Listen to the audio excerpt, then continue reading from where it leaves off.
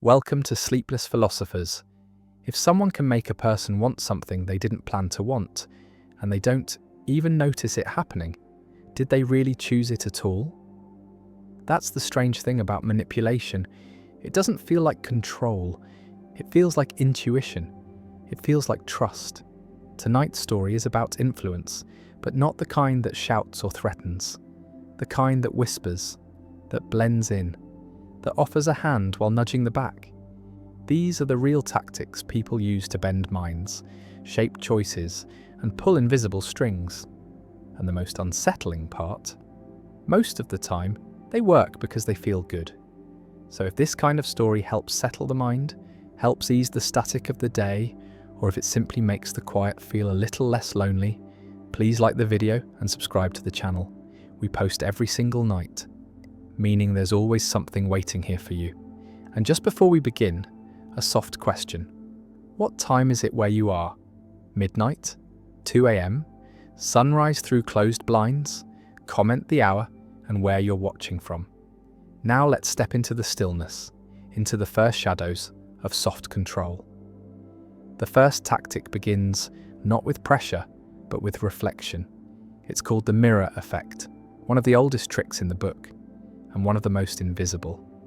The idea is simple. When someone mirrors another's behavior, subtly copying posture, tone, gestures, it triggers a deep evolutionary reflex. The brain sees a reflection and it sees safety, familiarity. It begins to trust. This works because of mirror neurons, hardwired biological empathy. When one leans in, the other leans in. One sighs, the other softens. Even language begins to echo. Politicians use it. Therapists use it. Pickup artists use it. Salespeople too. But it's not about manipulation on the surface. It's about creating rapport, creating resonance. When someone sees themselves in another, they let their guard down. That's where influence begins. Not with force, but with belonging. Next comes the foot in the door. It doesn't sound threatening, but it's one of the most powerful manipulation tactics in existence. In 1966, social psychologists Friedman and Fraser conducted an experiment. First, they asked people to put a small sticker in their window supporting safe driving. Days later, they returned with a much larger request. Could they install a huge, ugly sign on their lawn? The people who said yes to the sticker were far more likely to agree. Why? Because once a person agrees to something small, they begin to shift their identity. I'm someone who supports this cause, and now saying no feels inconsistent. The manipulator doesn't push. They invite, they build a staircase of agreements, one gentle step at a time. This is the slow erosion of resistance, a smile, a shared opinion, a favour, then another and another, until the path feels natural. Until saying yes feels like saying yes to the self. Contrast that with the door in the face. This one flips the frame. Instead of asking small, it asks big, too big, something unreasonable, knowing it will be rejected. Then comes the real ask, something smaller, something that feels like compromise.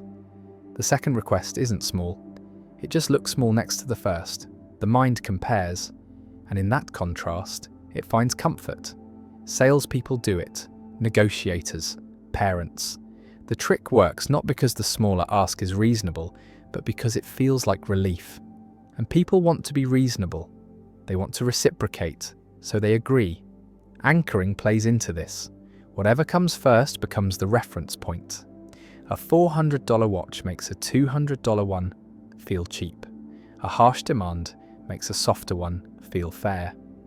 First impressions anchor reality.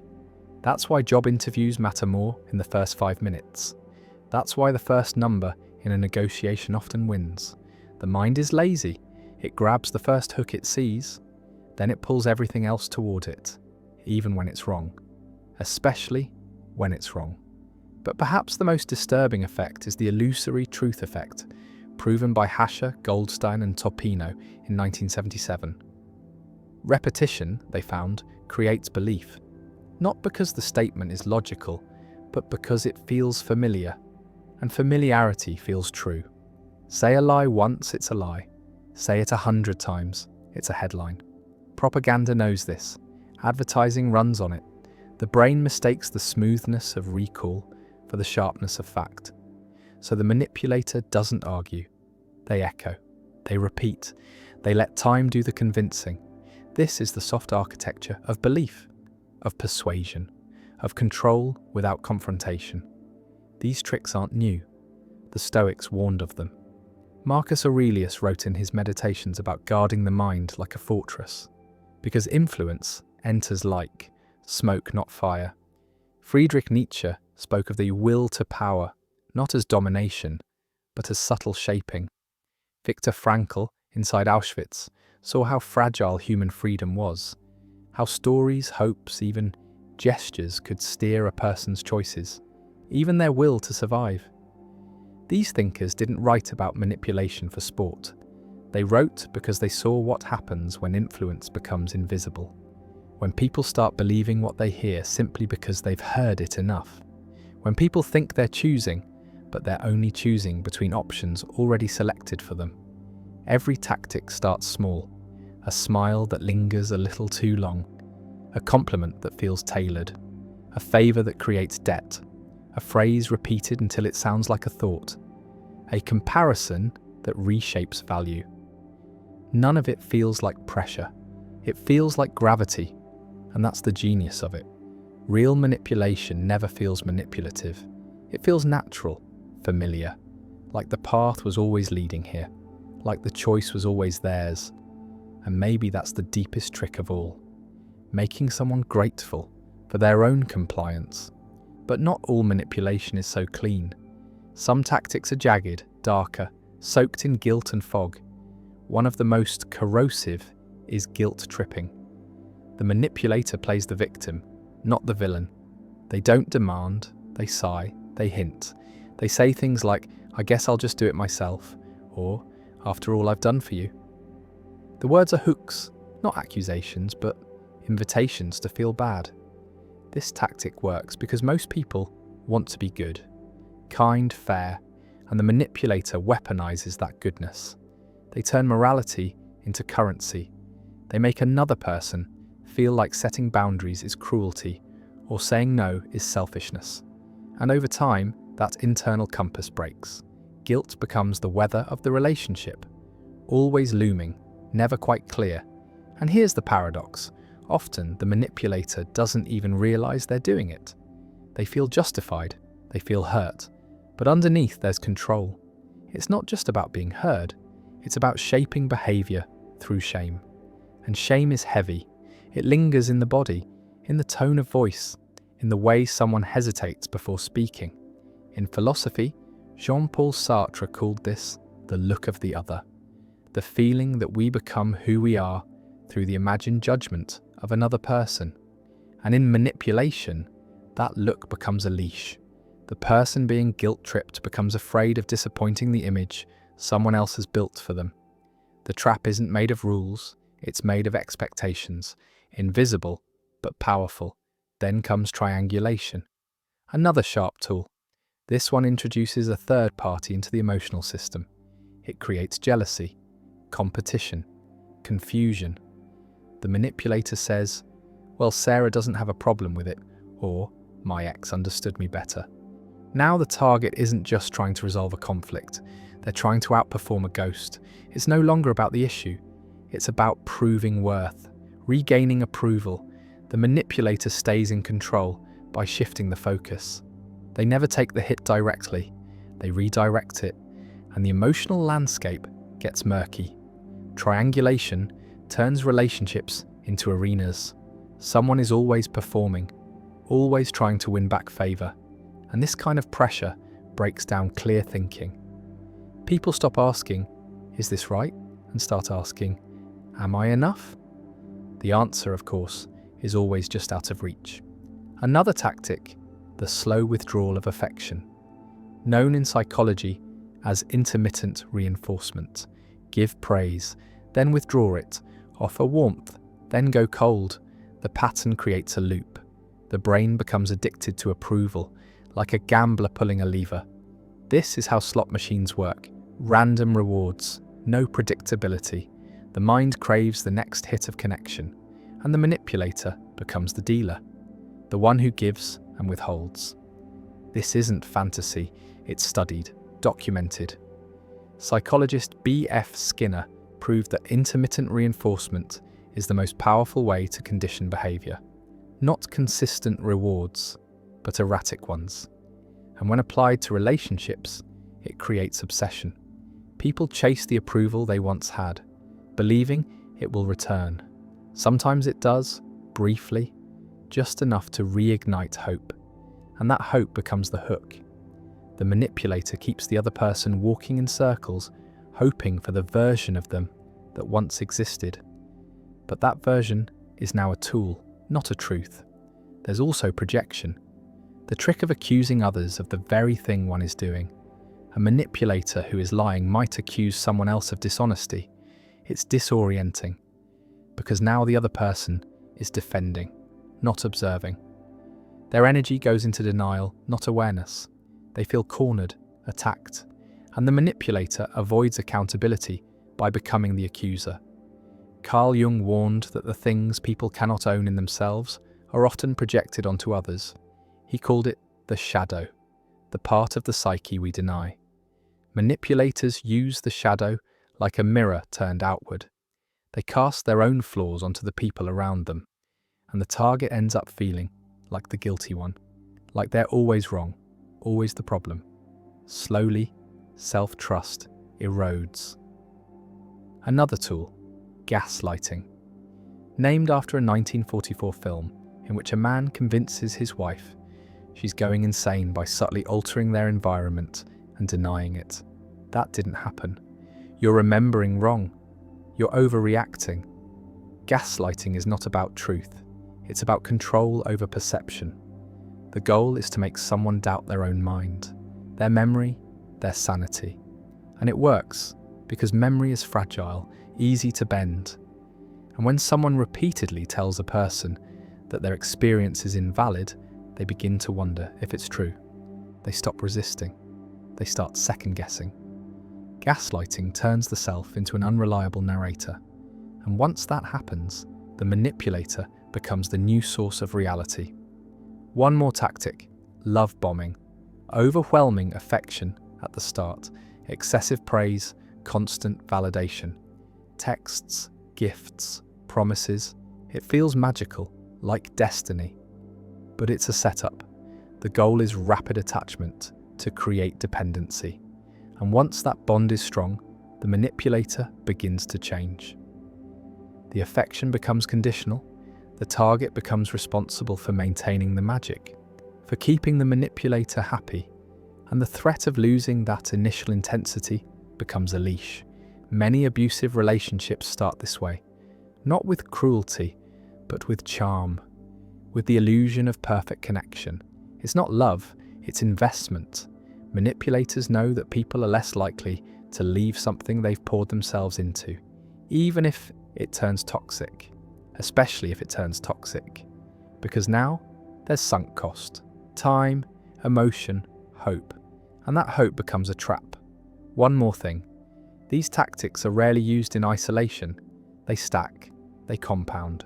One leads into the next, a guilt trip followed by a projection, a gaslight followed by a compliment. The confusion becomes the prison, not the act itself. The target stops trying to understand and starts trying to survive. And the scariest part? Anyone can be manipulated. Intelligence doesn't prevent it. Kindness often makes it worse because manipulators prey on empathy, on self-doubt, on the desire to do good. This is not a story of monsters, it's a story of humans. Humans who learn what works and use it, sometimes with malice, sometimes without knowing. And that's why these tactics work so well, because they wear the mask of care, of logic, of reason, but underneath is control. And once someone sees the pattern, it's hard to unsee it. Hard to forget how soft control can feel like love. But the deepest manipulations are not always interpersonal. Sometimes they are cultural, systemic. baked into the stories people are told from birth, into the symbols they learn to obey, into the institutions that define what's normal, desirable, respectable. Consider the illusion of choice, the sense that people are free to decide, while every option they're given has already been filtered, curated, and framed by someone else. The philosopher Noam Chomsky spoke about manufactured consent, how mass media doesn't need to lie, it just needs to repeat, to distract, to emphasize, and in doing so, shape the boundaries of acceptable thought. Not by censorship, but by saturation. Flood the mind with noise and it will cling to whatever feels most familiar. This ties to the illusory truth effect. The more often something is heard, the more believable it becomes. And that's why repetition is the most powerful manipulator of belief. Not force, not debate, but slow, quiet rhythm. Politicians use it. Corporations, advertisers, propagandists. They don't ask for permission, they ask for attention. And once they have it, they repeat. Not because the message is true, but because the brain stops resisting what it hears often. Familiarity feels safe, even when it lies. Now layer this with social proof, the idea that people look to others to decide what is right. If everyone else seems to believe something, it must be true. This principle was demonstrated by Solomon Asch in the 1950s. In a famous experiment, participants were shown lines of different lengths and asked to identify which ones matched. When Confederates, actors pretending to be participants, gave wrong answers, many real participants conformed, even when the answer was obviously false. Not because they believed it, but because they didn't want to stand alone. This is how conformity works. It's not about logic, it's about belonging, about avoiding the discomfort of being the outlier. And manipulators know this. They use it to build momentum, fake reviews, manufactured applause, staged agreement. Because once a belief has social gravity, it becomes hard to resist. People don't want to be the only ones who disagree. The fear of social isolation is primal. And so the crowd becomes the cage. Now add another layer, scarcity. The idea that things are more valuable when they're limited. This plays directly into survival instincts. Scarcity triggers urgency. The brain fears missing out, so it acts, fast emotionally. This is how sales funnels work. Limited time offers, only 2 left, closing soon. The manipulator creates pressure, not through persuasion, but through tempo. They accelerate decision-making, and rushed decisions are rarely rational. The mind narrows, focuses, ignores red flags, and the manipulator smiles, because the faster someone acts, the less they think. This ties to another psychological lever, loss aversion. People fear loss more than they desire gain. They will work harder to avoid losing $100 than to gain the same amount. And so the manipulator frames their offer not as a benefit, but as protection from loss. Don't miss this opportunity. Act now before it's gone. Avoid regret. The message is clear. Hesitate and suffer. The manipulation works not by inspiring desire, but by provoking fear. Another powerful trick is commitment bias. Once someone has said yes to something, they are more likely to say yes again. Because consistency feels like integrity, and inconsistency feels like weakness. Manipulators exploit this by securing small agreements first. A name, an email, a handshake, a small donation, a favor. Each yes makes the next one easier. Each step seems harmless, until the person finds themselves in a place they never intended to be. But now they're invested. They feel responsible. They want to believe they made good choices, so they double down, even when it hurts, especially when it hurts. Because walking away means admitting they were misled, and that kind of shame is heavy, so they stay and justify, and the manipulator never has to push. They just let the target do the work. This is how cults recruit, how scams escalate, how toxic relationships endure. Not through force, through framing, through slow agreement, through emotional traps disguised as logic, and always The manipulator wears the mask of reason. Another tactic, false urgency. The illusion that something must be done now. No time to think, no space to reflect. This is not accidental. Urgency bypasses the prefrontal cortex, the part of the brain responsible for critical thinking, and activates the limbic system, the emotional brain, the survival brain. And in that state, people become easy to steer. Manipulators do not argue. They rush. They interrupt silence. They fill the air with consequence. And when a mind is flooded with adrenaline, it stops asking questions. It starts obeying. This is why the calmest people are the most dangerous. They resist tempo. They slow things down. They watch. They listen. They ask one more question. And in doing so, they break the script. They disturb the manipulator's rhythm. And in manipulation, rhythm is everything. Now consider framing. The idea that how information is presented changes how it's received. A doctor says there's a 90% survival rate. Another says there's a 10% chance of death. Same numbers, different frames. One sounds hopeful, the other sounds grim. This is why politicians never say, raise taxes. They say increase revenue. Why militaries say collateral damage instead of civilian deaths. Language shapes emotion, and emotion shapes belief. The manipulator knows this. They choose words like tools to soften, to amplify, to distract, and the target rarely notices because the words feel so normal, so familiar, that they bypass resistance. Another level deeper, identity manipulation. Instead of persuading someone about an issue, the manipulator persuades them about who they are. You're not the kind of person who gives up. You're smarter than that. You're one of us. The tactic works because people want to stay true to their self-image.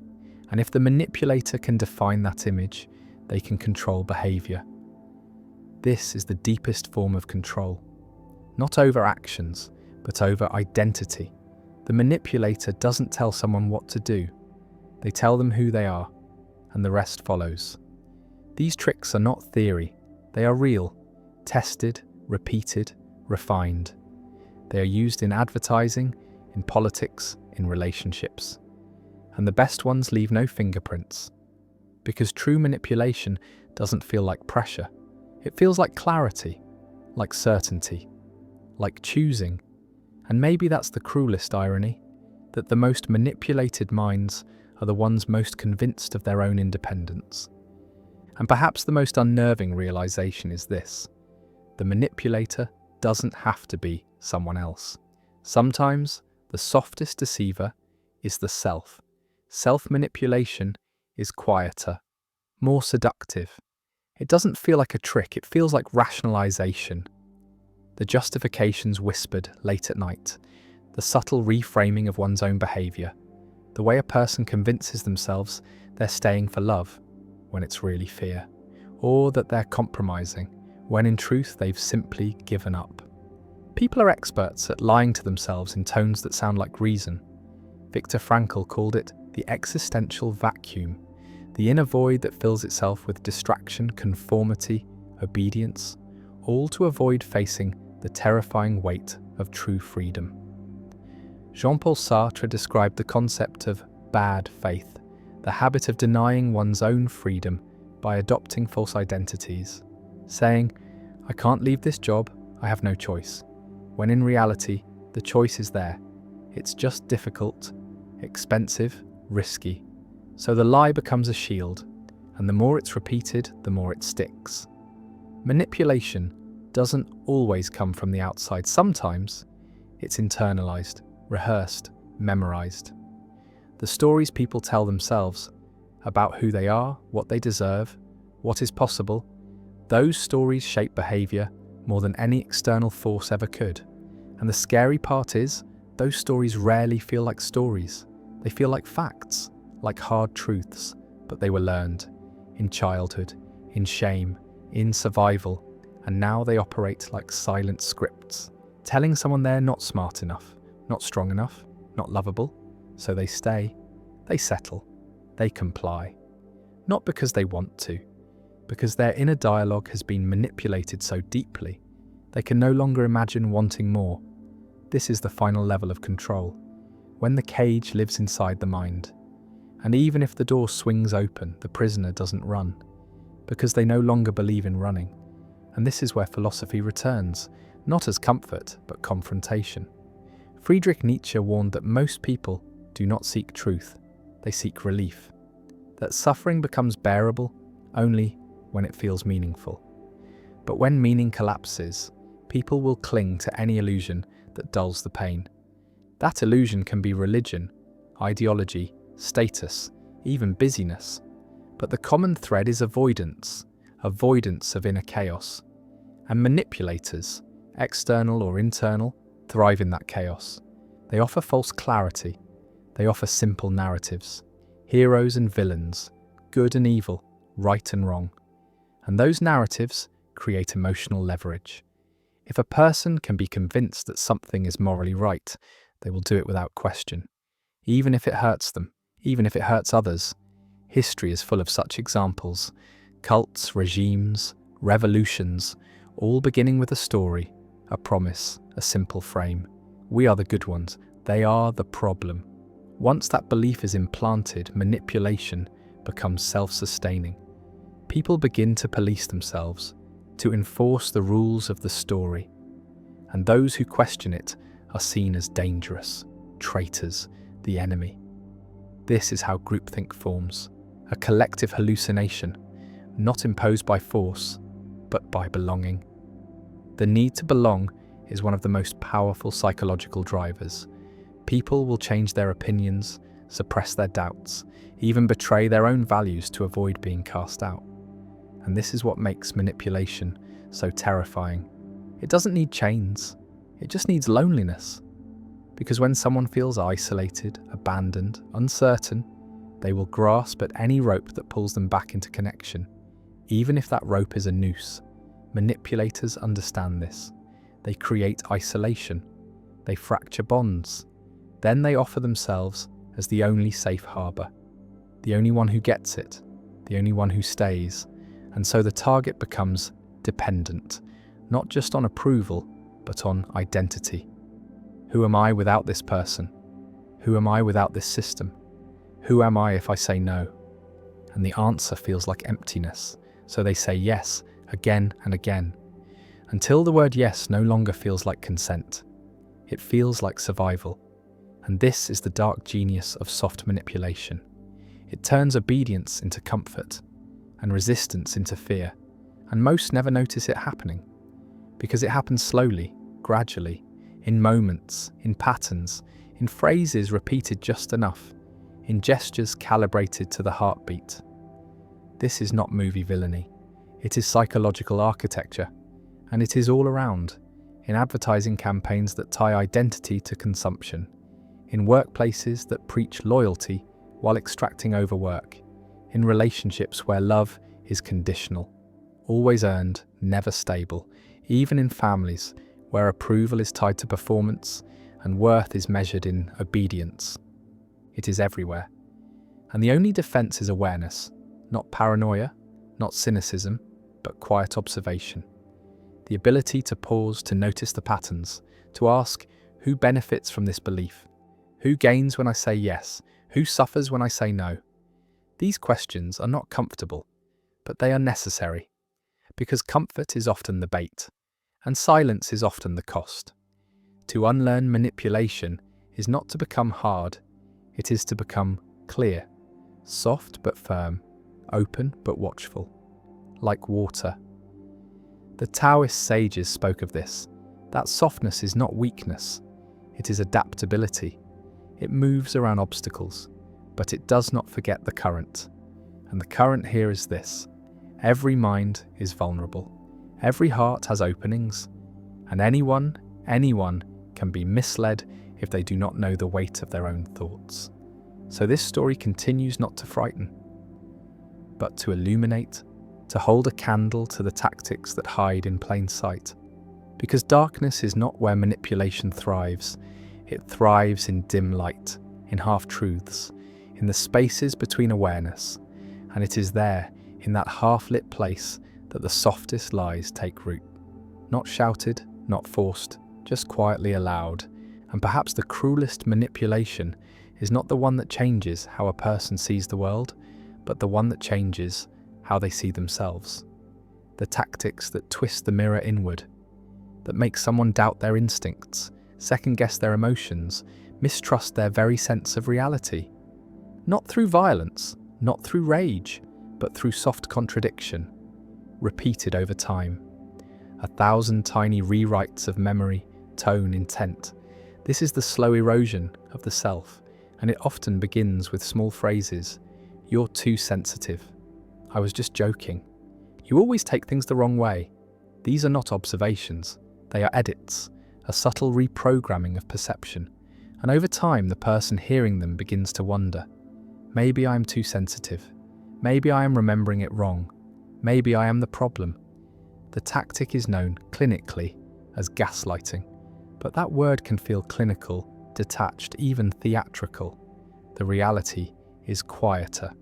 It happens in kitchens, in texts, in long silences and careful looks. It is the smile that doesn't match the words. It is the apology that arrives only when witnesses are gone. It is the rewriting of timelines in real time. That's not what happened. You said it first. I never promised that. Slowly, the foundation of memory cracks. The manipulated person begins to outsource their reality.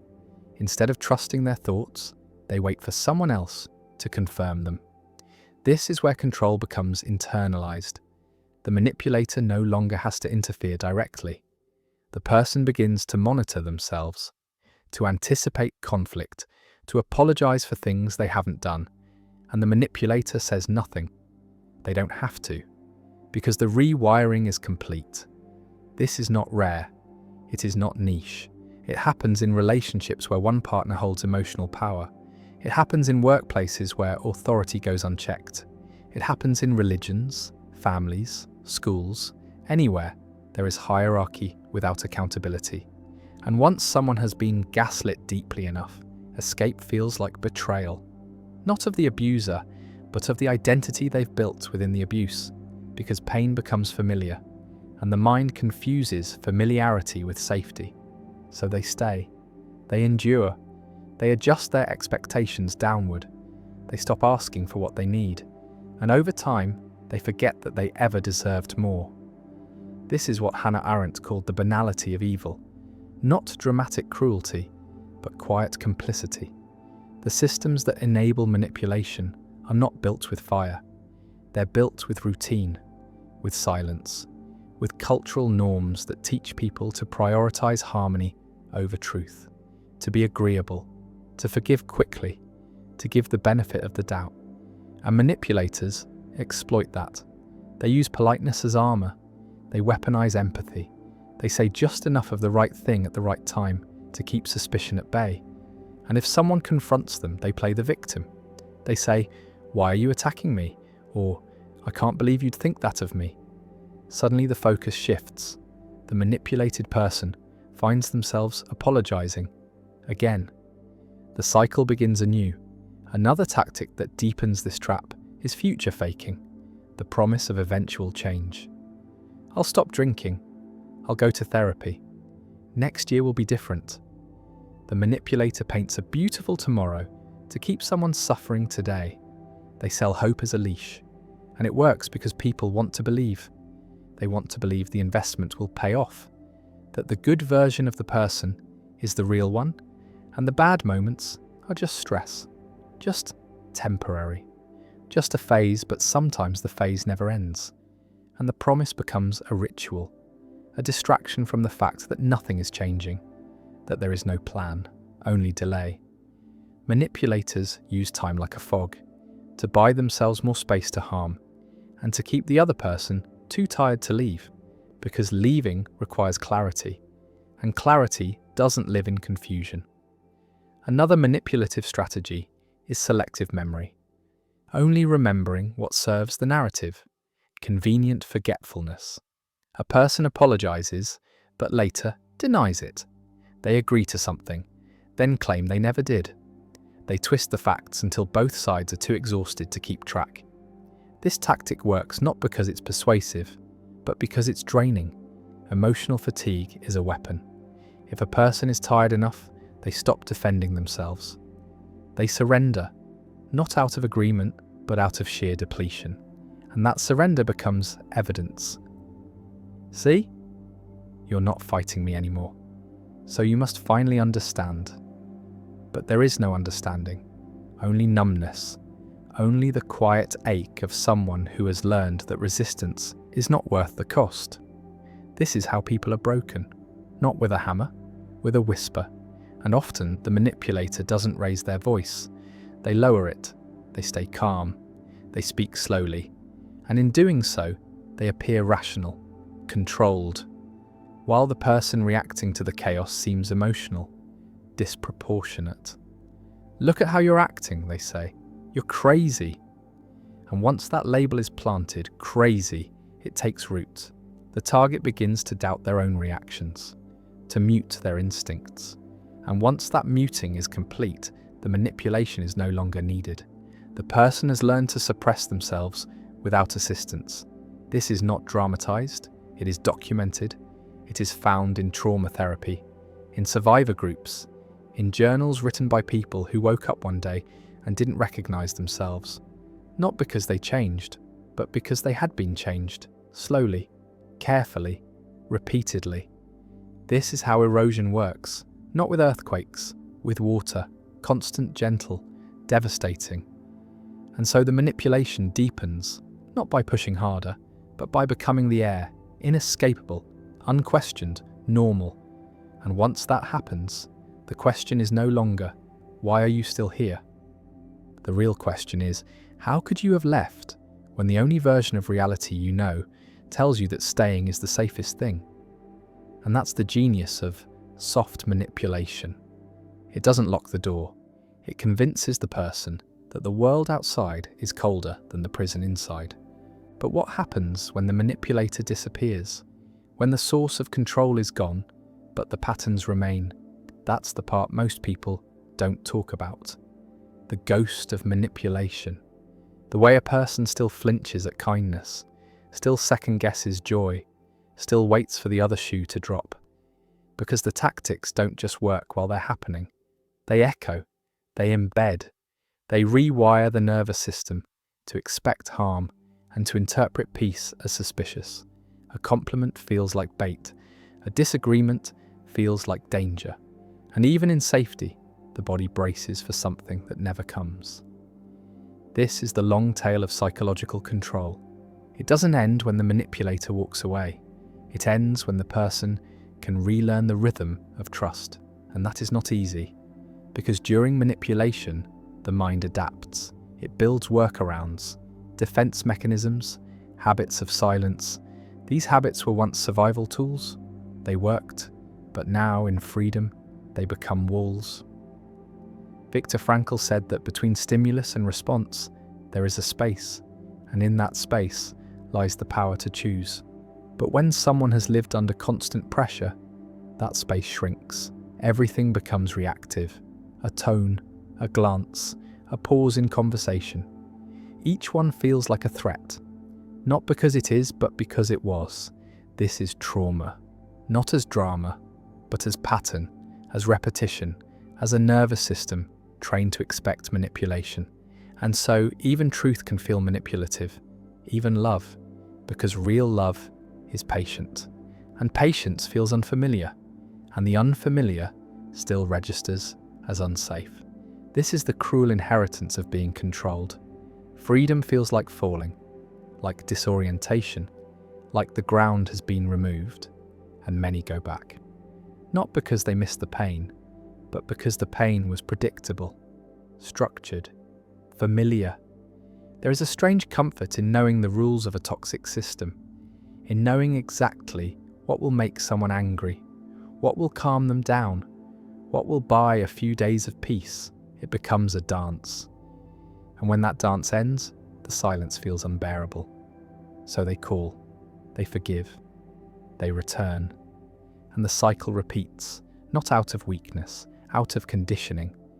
Because the brain isn't designed for truth, it's designed for survival. And anything that kept it alive becomes, by definition, a strategy. Even if that strategy costs joy. This is why many victims of manipulation isolate themselves. Not because they don't want connection, but because connection feels rigged, too risky, too uncertain. They begin to mistrust their own judgment. After all, they were fooled once. What if it happens again? What if they can't tell? So they build a life of distance, controlled, quiet, low risk. And in doing so, they protect themselves from the world, but they also protect themselves from healing. Because healing only happens through connection, through contrast, through moments where the nervous system experiences safety and realizes slowly that it no longer has to run, that it no longer has to brace. And this can take years, not because the person is broken, but because they adapted so well. Adaptation is not weakness, it is brilliance. It is the sign of a mind that did everything it could to survive. But adaptation has a cost, and that cost is often the self, the real self, the one that existed before the manipulation, before the pleasing, before the apologies and the walking on eggshells and the constant rewriting of reality. That self becomes buried, not destroyed, just hidden. And finding it again requires gentleness, time, curiosity. Carl Jung called it individuation, the process of becoming whole, of integrating the shadow, of confronting all the parts of the self that were split off in order to cope. And for someone who has been manipulated, that means reclaiming anger, reclaiming fear, reclaiming desire, all the things they were told were too much, too selfish, too intense. The manipulator wanted control, so they labelled these emotions as flaws, as signs of instability, and so the person learned to suppress them, to present only what was safe, what was likable. But the truth is, healing requires the opposite. It requires confrontation, expression, rage even, not to harm, but to remember that one's voice exists, that it matters, that it can be loud without being wrong. This is terrifying at first, because the manipulated person often fears becoming the manipulator. They were hurt by power, so they mistrust their own. They think that saying no is cruelty, that having boundaries is selfish, that taking up space is abuse. But these are lies, inherited lies. Lies whispered over years by someone who benefited from their silence. And unlearning those lies is not a straight line, it is a spiral. Some days the truth feels clear, other days the fog returns. That's normal. That's healing. It is not linear, it is not neat, and that's okay, because even seeing the pattern is progress. Even noticing the trigger is power. The manipulator wanted invisibility. They wanted to operate beneath awareness. So shining a light, even briefly, is an act of resistance, a reclamation. And over time, the light grows, and the manipulator, whether real or remembered, begins to shrink. Their voice grows faint, their power dissolves, not because they changed, but because they no longer live rent-free inside someone's head. That space has been reclaimed, and in that space, something else can grow, something real, something uncoerced, choice, the ability to say yes because it feels right, and to say no without guilt. That is the end game. Not revenge, not proving anything, just peace. A peace built not on avoidance, but on awareness, on knowing the signs, on honouring intuition, on learning slowly that manipulation is not a reflection of the victim's worth. It's a reflection of the manipulator's fear, their hunger, their need to control what they cannot connect with. And once that is understood, it loses its magic. The spell breaks, the air clears, and what remains is a person, whole, flawed, awake. And still, some manipulation is harder to name. It doesn't wear the mask of cruelty, it wears charm, the smiling face, the warm voice, the seeming generosity that never comes without strings. This is not the kind of manipulation that bruises the skin. It bruises the trust, because charm in the hands of a manipulator is not affection, it's a lure, a way to bypass defenses, to cloak intentions, to make the target feel special, chosen, seen, but only for as long as they serve a purpose. The moment that usefulness fades, the warmth cools, the light retracts, and the once chosen person is left wondering what they did wrong. This tactic is particularly effective in charismatic manipulators, the ones who know how to mirror, how to match energy, how to make the other person feel like they've finally found someone who understands. But understanding is not the goal. Control is, and charm is the delivery system. Dale Carnegie once said that a person's name is to them the sweetest sound in any language. Manipulators know this. They use names, they touch the arm lightly, they laugh at the right moments, they create intimacy before trust has been earned, and the target, overwhelmed by validation, lets down their guard. This tactic is called love bombing when it appears in romantic dynamics, but it has professional and platonic forms too. The overly enthusiastic recruiter, the too interested mentor, the fast friend who moves in close without giving space. It's a strategy of flooding, gives so much attention, so much affirmation that the person doesn't have time to breathe, let alone analyze. Then once they're hooked, the tone shifts. The manipulator withdraws, just a little, enough to create confusion, enough to make the target chase the high of that early affection. And so the dance begins. Approval is no longer free. It must be earned, maintained, bought with loyalty, silence, obedience. And the manipulator never has to explain, because the target internalizes the task. They replay conversations, they adjust behavior, they become hyper-vigilant, all in pursuit of a connection that never truly existed. It was bait. This is where charm becomes weaponized. And the damage is deep because the manipulator never seems hostile. If confronted, they feign confusion. I'm just being nice. I thought we had a good thing. You're reading into things. And again, the doubt creeps in. Maybe they are overreacting. Maybe they are imagining it. So they stay. They smile. They try harder, not realizing that effort is the currency the manipulator feeds on. Because effort means attachment, and attachment means leverage, and leverage is the goal. Manipulators are often patient. They don't always need instant results. Some play the long game. They build trust, then test it. They offer small rewards, then pull them away. They ask for tiny favors, then escalate. And by the time the target realizes they've been managed, they're already in too deep. Not because they're weak, because they're human, because they wanted to believe in kindness, in connection, in being chosen, and the manipulator knew that. Manipulation isn't about brute force, it's about understanding what someone wants and pretending to offer it, until the wanting becomes dependence, and dependence becomes control. This is why some people confuse manipulation with love, because both can look like attention, both can feel like closeness, but the difference is in the silence. Real love allows space, manipulation fills it. Real love respects autonomy, manipulation punishes it. Real love adapts to change, manipulation fears it, and the tragedy is many people don't know the difference until it's too late, because they were raised around manipulation, because it was modeled as love, because boundaries were never taught. So they repeat the cycle, attracting the same personalities, falling for the same charm, giving too much too fast, then wondering why it always ends in confusion and shame. Shame is the manipulator's greatest ally, because shame silences, it isolates, it convinces the target that they're the problem, that their hurt is an overreaction, that they're difficult to love. And once that belief takes root, the manipulator barely has to do anything. The target starts self-managing, apologizing, explaining, shrinking, until there's almost nothing left. And the manipulator?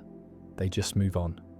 Find someone new, repeat the pattern, no accountability, no consequences, because they never broke anything visible, they just bent reality.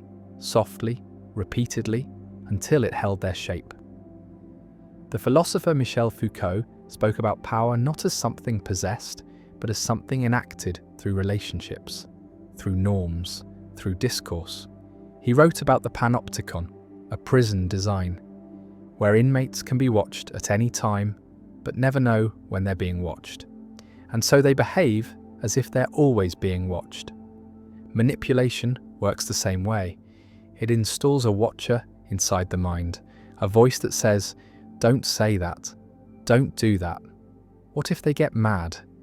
Even when the manipulator is gone, the watcher remains. And dismantling that watcher takes time.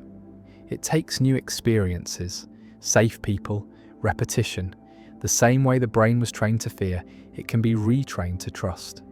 Neuroplasticity doesn't care how the wiring happened. It just cares that it happened.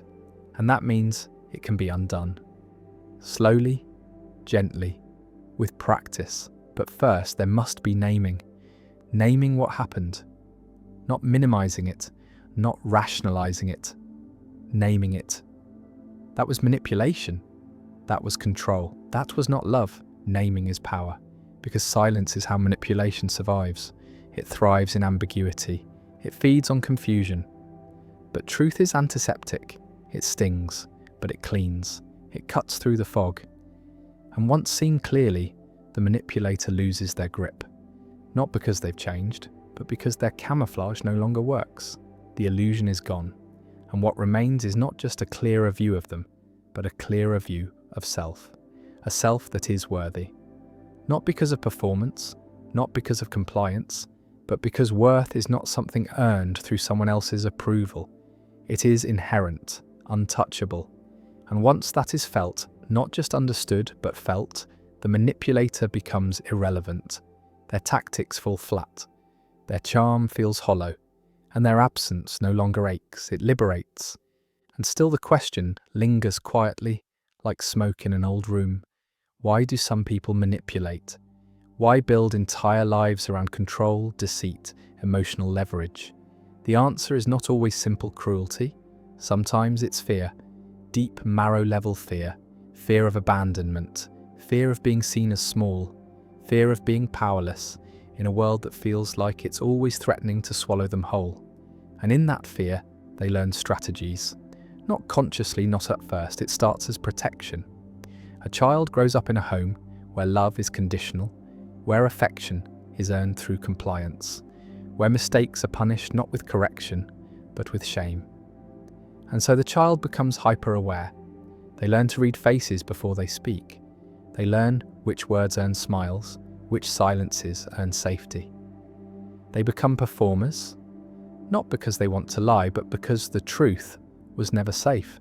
And that's where it begins, not as a plan, but as survival.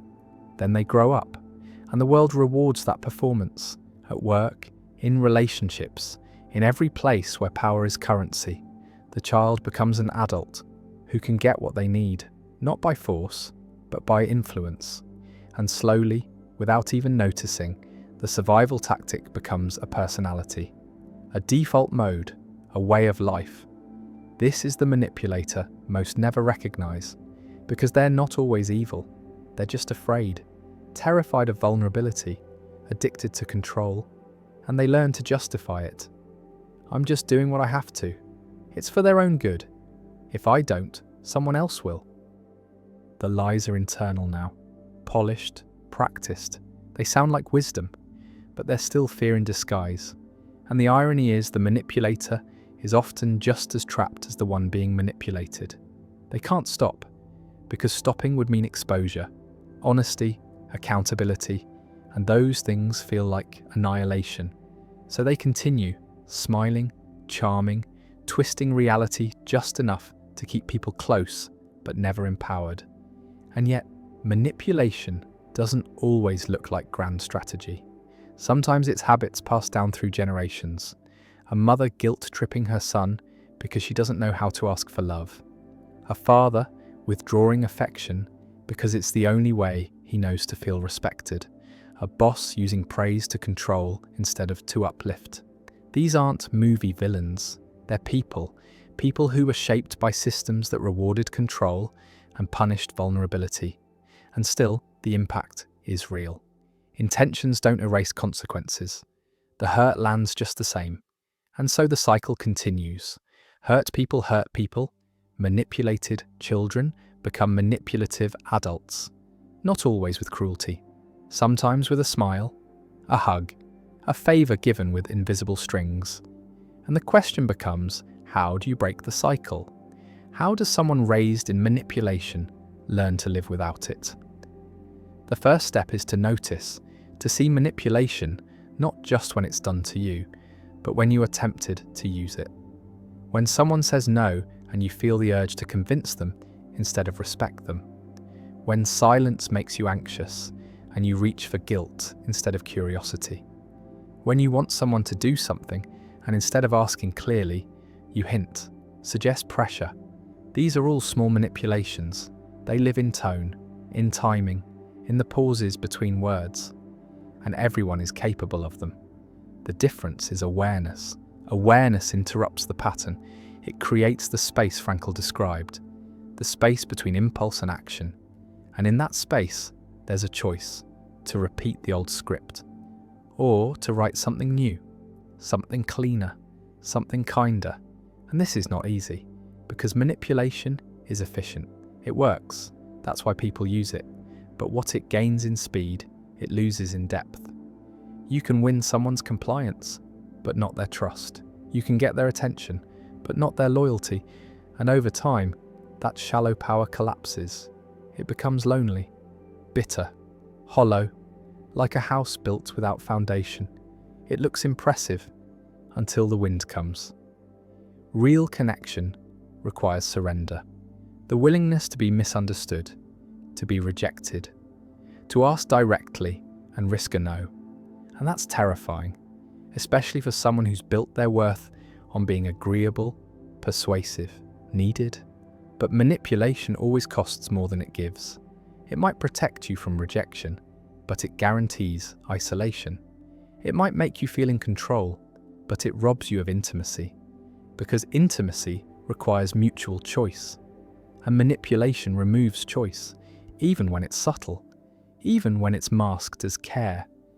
And the moment someone realizes this, really realizes it, not just in the mind, but in the body, in the nervous system, in the places where truth feels like a physical thing, they can begin to live differently, more slowly, more honestly, less concerned with outcomes, more curious about process. This is not passivity, it's power of a different kind. A power rooted in integrity, the ability to stand in discomfort without reaching for control, the ability to hear no without shrinking, the ability to give without keeping score. And this kind of power is rare, because it can't be taught through manipulation. It can only be lived, modelled, practiced, and that practice begins with self, with noticing where we manipulate ourselves. Where we avoid truths because they're inconvenient, where we justify behavior because it's easier than change, where we project control because admitting fear feels unbearable. This is where the deepest manipulation lives. Not in the words we say to others, but in the lies we believe about ourselves. I can't change. I'm not worthy unless I'm useful. If I let go, everything will fall apart. These are not truths. They are scripts, written long ago, by parents, teachers, culture, trauma, and they are not fixed. They can be rewritten, not overnight, not easily, but word by word, choice by choice, until one day, the manipulative reflex is no longer automatic, the mask is no longer needed, the performance stops, and in its place stands something quieter, truer, a life not built on control, but on connection. And yet, even knowing all of this, many still ask the quiet question late at night, how can one protect themselves without becoming cold? How does a person stay open, loving, receptive, and still avoid becoming prey in a world where manipulation wears kindness like a costume? The answer is not more walls, not thicker armor, not suspicion wrapped in the language of strength. The answer is discernment. Calm, patient, inner discernment. The kind that watches without assuming, that listens without surrendering, that feels deeply without getting swept away. It is possible to see the game and still choose to play by different rules, to spot the tactic and still stay soft. This is the paradox of true power. It doesn't need to close. It can stay open without being vulnerable to collapse. It can observe without absorbing. Lao Tzu said, "He who knows others is wise. He who knows himself is enlightened." Manipulation works best on those who do not yet know themselves, who doubt their gut, who outsource their truth. So the greatest shield is not defense, it is clarity. Quiet, rooted clarity. The kind that knows what yes feels like, what no feels like, what safety feels like. Not in theory, but in sensation. In the body, in the way the shoulders hold. The breath deepens, the chest softens. Manipulation thrives when people abandon their bodies, when they live only in thoughts, in logic, in explanation. But the body doesn't lie. It knows when something is off, when a smile doesn't match the eyes, when a compliment feels like bait, when a question is a trap dressed as concern. And the more a person learns to return to their body, the less likely they are to be hijacked. This is not just spiritual language, it is biological. The vagus nerve, the body's social filter, is constantly scanning for safety. It tells the heart how fast to beat, the breath how deep to go, the muscles how tight to hold. And when it senses danger, real or perceived, it shuts things down. The voice shakes, the gut clenches, the skin gets cold. This is not weakness, it is ancient intelligence. But manipulators know how to override it. They speak calmly, they use touch, they make the environment appear safe, even while the subtext is hostile. And so people learn to ignore their signals, to suppress, to rationalize. This is where the work lies. In learning to trust what the body knows before the brain catches up, to pause when things feel confusing.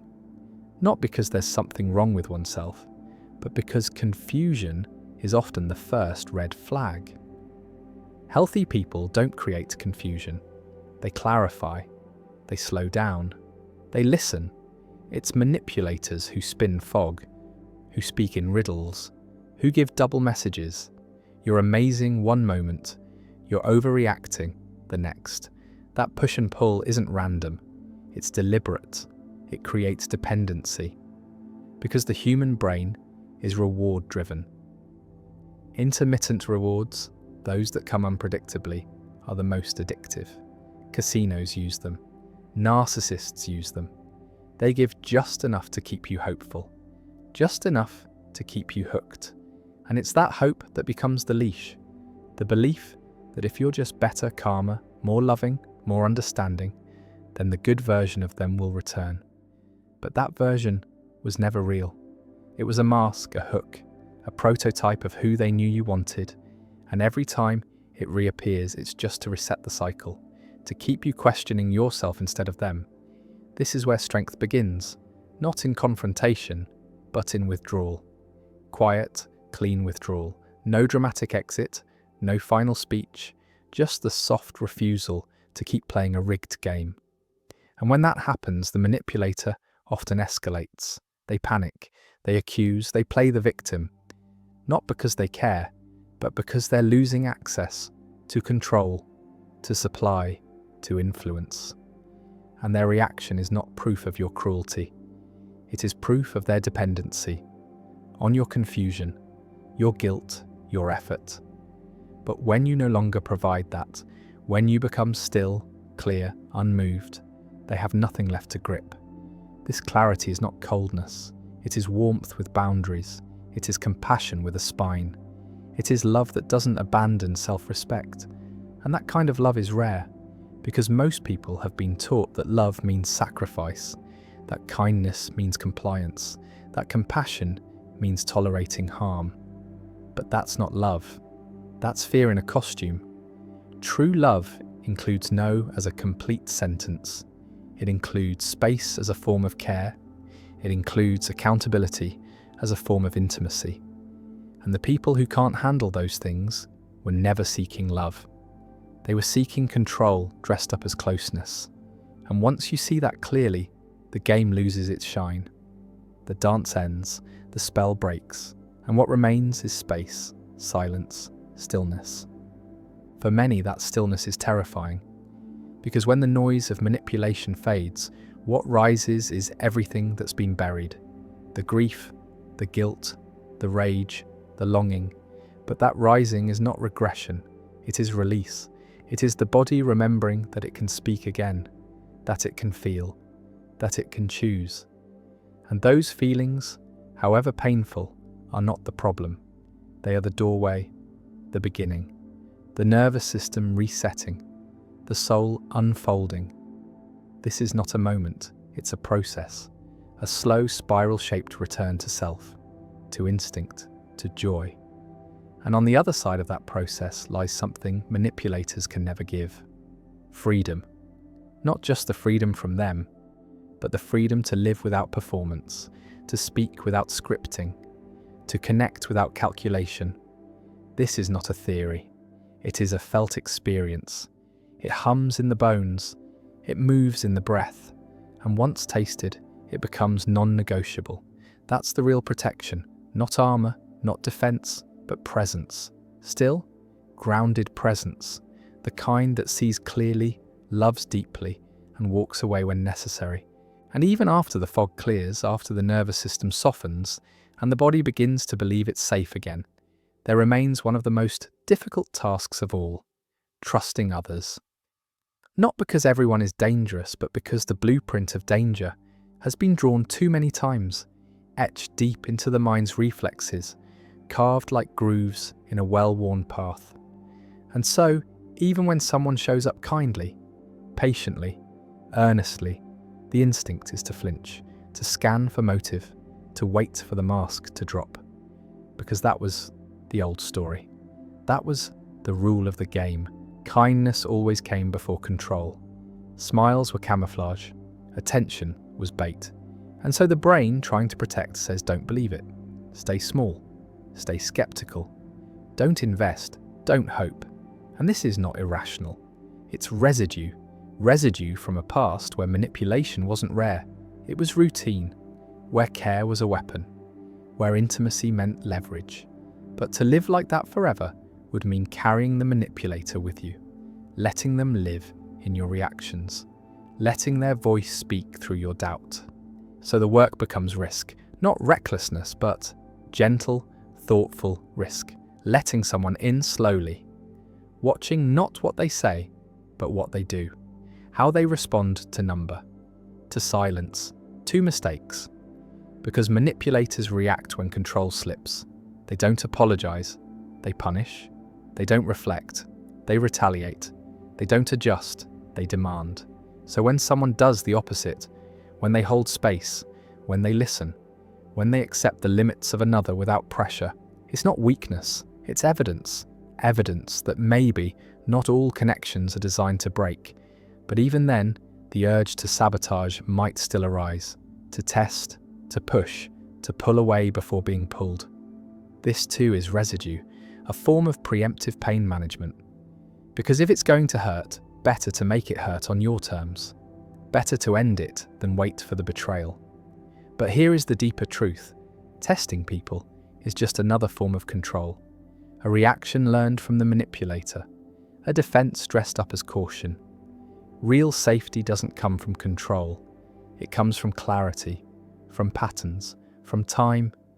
Time reveals what charm conceals. And if someone is real, they don't rush that process. They don't demand trust. They earn it, over and over, through consistency, through congruence, through the quiet absence of pressure. But this isn't about them. It's about you, the one learning to stay, to breathe, to not run from warmth just because it once burned. And that takes courage. Not loud courage, not defiant courage, but the quiet kind. The kind that says, maybe I'll stay 5 more minutes. Maybe I won't explain myself this time. Maybe I'll believe the compliment without needing to prove I deserve it. These small acts are not small at all. They are radical. They are acts of self-reclamation. Because the manipulator wanted ownership, not of your body, but of your self-concept, your inner narrator, your sense of worth. And healing is taking that back, sentence by sentence, choice by choice. Until one day, you don't flinch at kindness. You don't brace at love. You don't shrink when someone sees you. You stay. And you let them stay. And together, you build something the manipulator never could: mutuality. That sacred, fragile thing where power is shared, not hoarded, where truth is welcomed, not weaponized, where needs are spoken, not twisted. And yes, it feels unfamiliar, almost wrong, but that's only because familiar used to mean fear, used to mean strategy, used to mean survival, and now it can mean something else, something softer, and still strong, still sovereign. This is what people miss about healing. It's not just the absence of pain, it's the presence of possibility, the return of choice, the rediscovery of curiosity, and most of all, the slow, tender rebuilding of trust, not just in others, but in yourself. The inner compass, the gut instinct, the quiet number, the unforced yes, the body's wisdom returning after years of being overridden. That is the prize, that is the path. And it doesn't come all at once. It comes in waves, in pauses, in the middle of conversations where you notice you're not shrinking anymore, where you're not scanning for escape routes, where you're not rehearsing your next line in fear of being wrong. You're just present, breathing, real, and the manipulator, wherever they are, has no access to that, because they were never in love with the real you. They were in love with what you gave them, the reflection, the response, the role, but that role is retired now. And the real you, messy, unsure, brilliant, alive, is returning. Not to be perfect, not to be immune, but to be whole. And in that wholeness, manipulation loses its grip. Not because it disappears from the world, but because it no longer finds purchase inside you. The hook no longer fits the wound. The tactic no longer lands.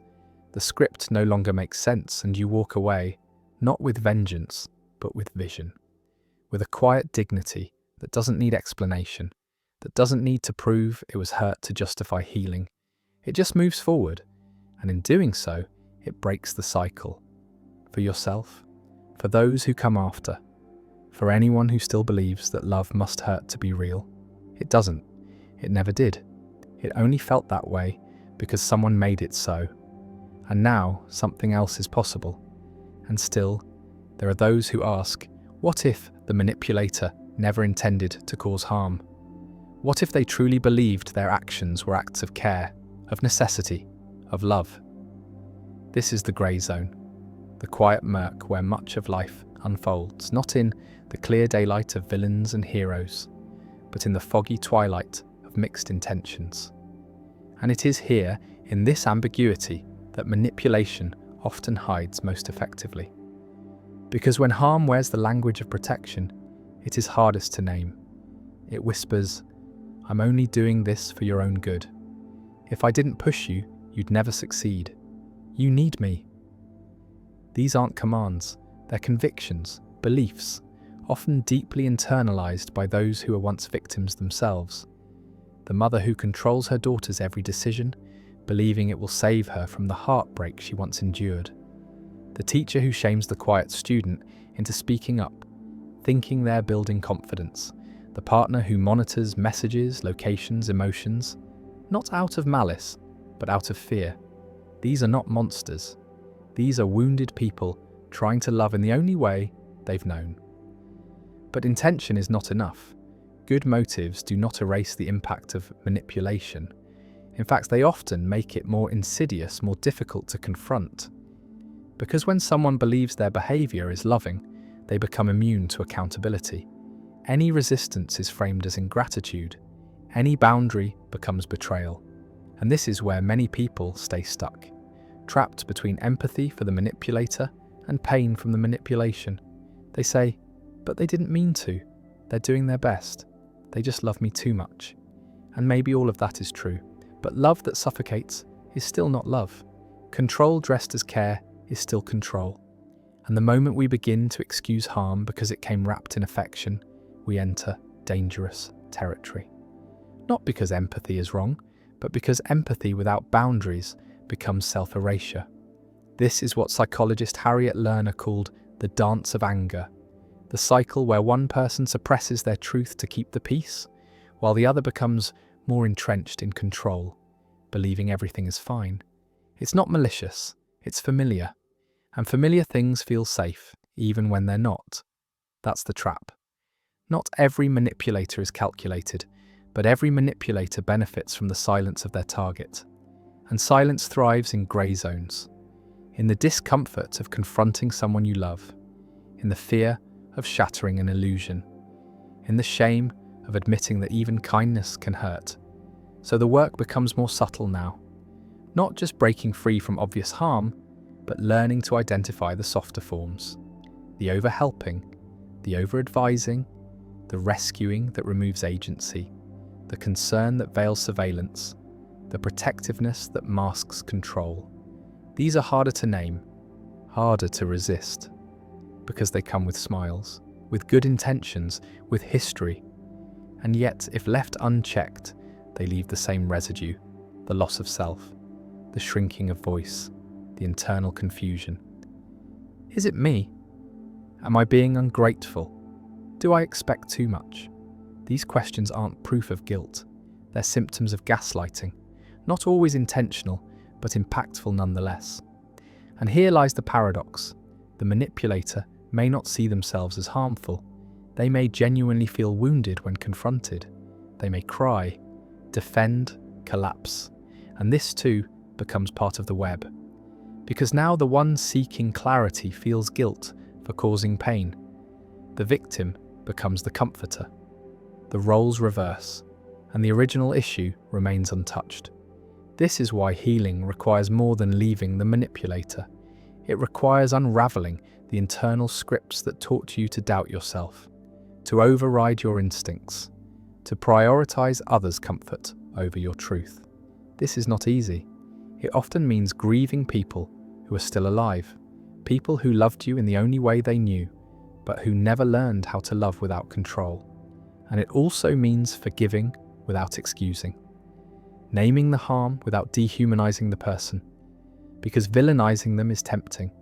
It gives clarity, certainty, but it also keeps you entangled, still reacting, still defining yourself in opposition to them. True freedom is quieter. It doesn't need revenge. It doesn't need the last word. It just walks away, slowly, calmly, with grace, and begins again, not from bitterness, but from wisdom. The wisdom of the body, the wisdom of boundaries, the wisdom that says, I can love you, and I can still say no. This is the heart of maturity, holding two truths at once. They meant well, and they hurt me. They loved me, and they controlled me. They were doing their best, and it wasn't enough. This is not cruelty, this is clarity. And clarity is not an attack. It is a doorway, a beginning. The first step in creating relationships rooted in mutual respect, not silent suffering. And perhaps the greatest irony is this: when manipulation is removed, love has a chance to grow. Real love, not the anxious, guilt-laced version we once knew, but the kind that breathes, that listens, that stays when it's wanted and leaves when it's not. That doesn't fear change, but honors it. That doesn't demand, but invites. And that kind of love, soft, steady, sovereign, is what we were all looking for in the first place. And still, in the quiet aftermath, there lingers a quieter form of manipulation, one that wears the face not of others, but of the self. This is the final frontier, the inner manipulator, the voice that bends truth to avoid discomfort, that edits memory to avoid guilt, that constructs identities not from authenticity, but from adaptation. It is one thing to escape the grasp of others. It is another to escape the tricks of your own mind. Because when the manipulator is external, you can see their moves, name their tactics, walk away. But when the manipulator lives inside, subtle, familiar, convincing, it becomes harder. Because this one sounds like reason, like responsibility, like protection. It says things like, you don't need to feel that. It wasn't that bad. You're just being dramatic. It turns suffering into exaggeration, turns anger into overreaction, turns truth into threat. And slowly, it begins to shrink the space inside. Until even your own feelings feel foreign.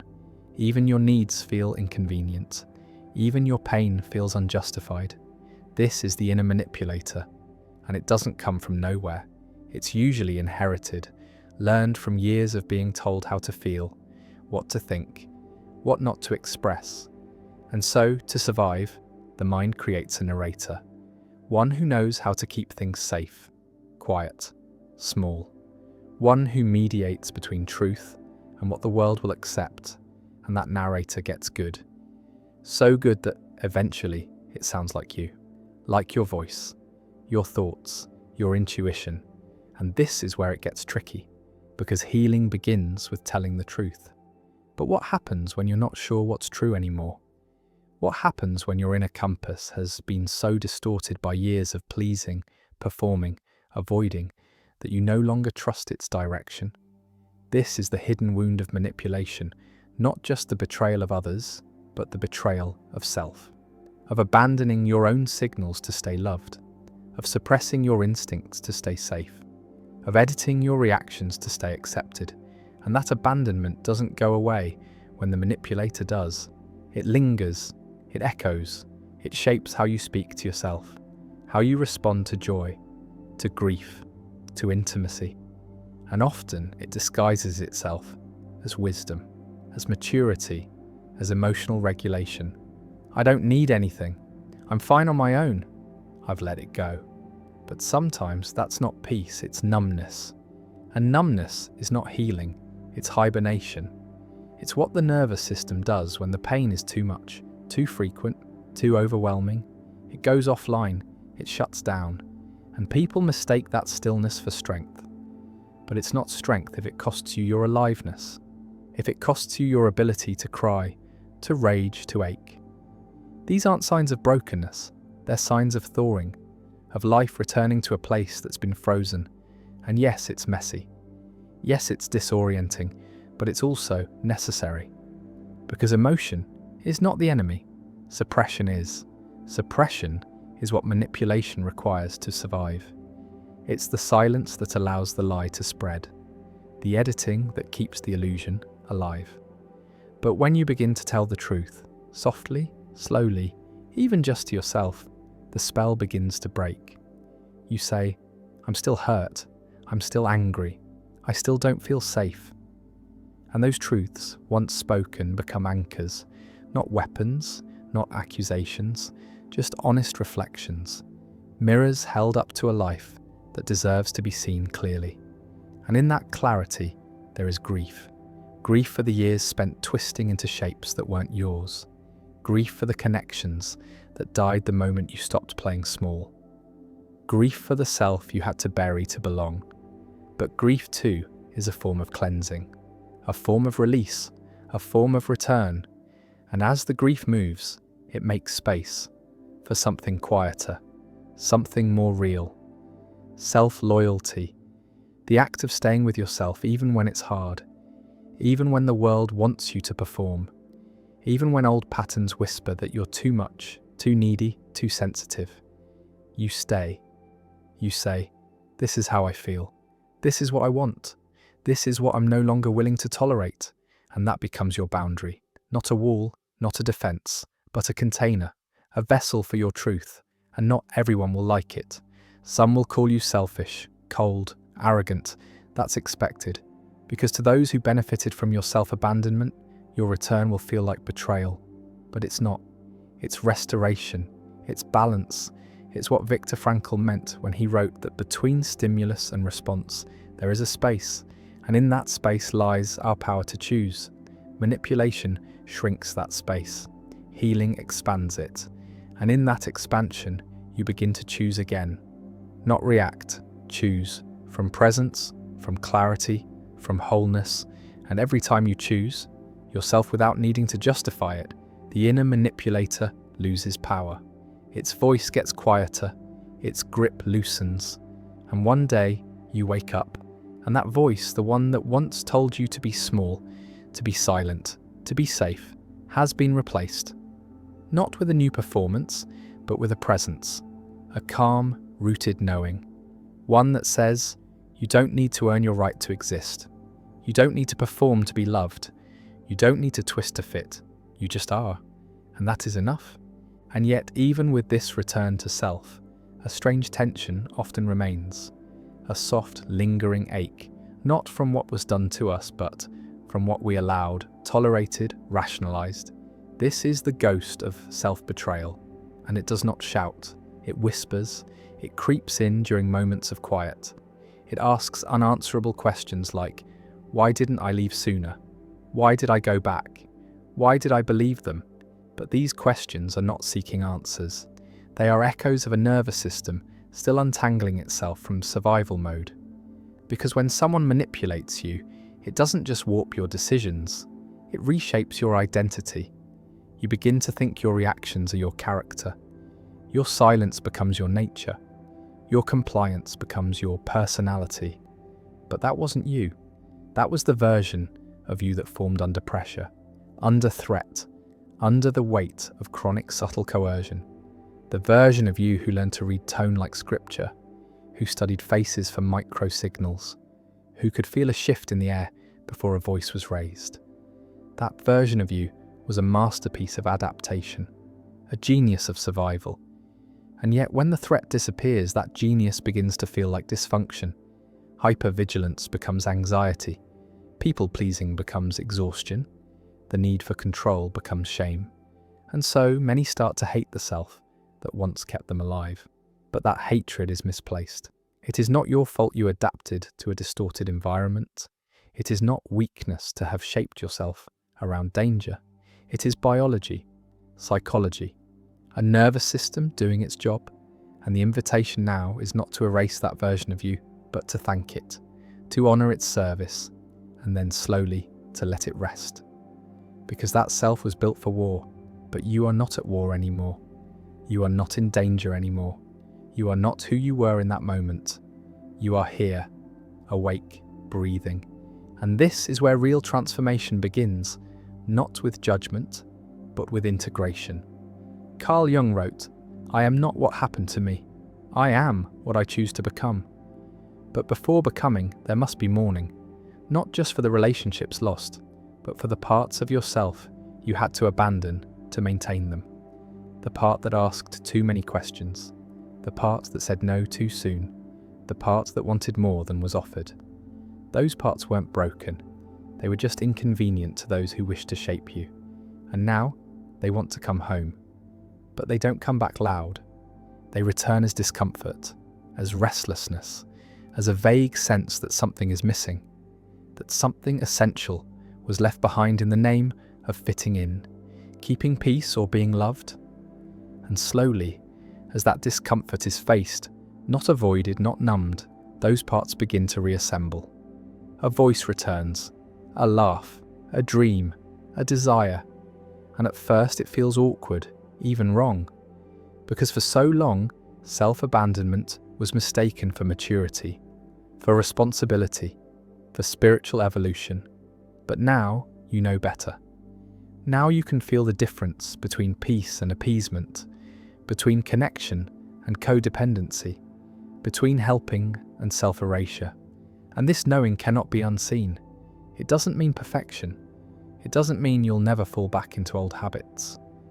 But it does mean that each time you do, you'll return faster, softer, clearer, because you've tasted the difference. You've seen what it feels like to stand inside your own life without performing, and no amount of validation can replace that. Because manipulation often relies on the hunger for approval, the deep, ancient ache to be seen, chosen, affirmed. And there's nothing wrong with wanting those things. They are human, they are beautiful.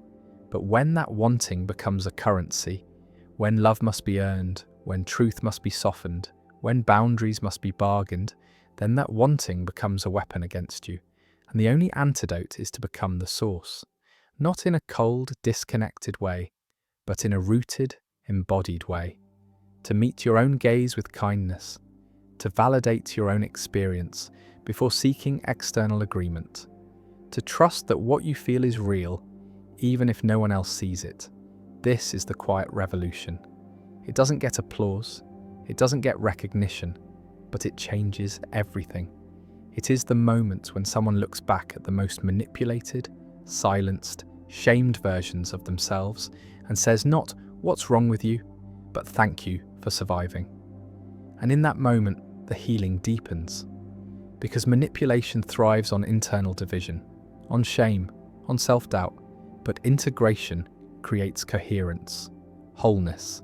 It says, "All of me belongs, even the parts that bent, even the parts that broke." And from that wholeness comes discernment, not just the ability to spot manipulation in others, but to notice when you begin to manipulate yourself, when you start to explain away your pain, to justify mistreatment, to shrink your truth for someone else's comfort. And instead of spiraling, you pause, you breathe, you come back, again and again.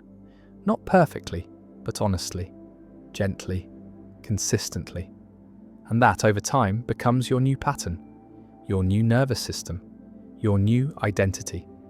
Not the one shaped by fear, but the one shaped by freedom. And then comes the hardest part of all, the slow, invisible process of learning to live without needing to be understood by everyone. Because manipulation, in its most subtle form, trains the mind to seek external clarity before internal peace, to scan faces for reassurance, to rehearse explanations, to anticipate objections before they're spoken.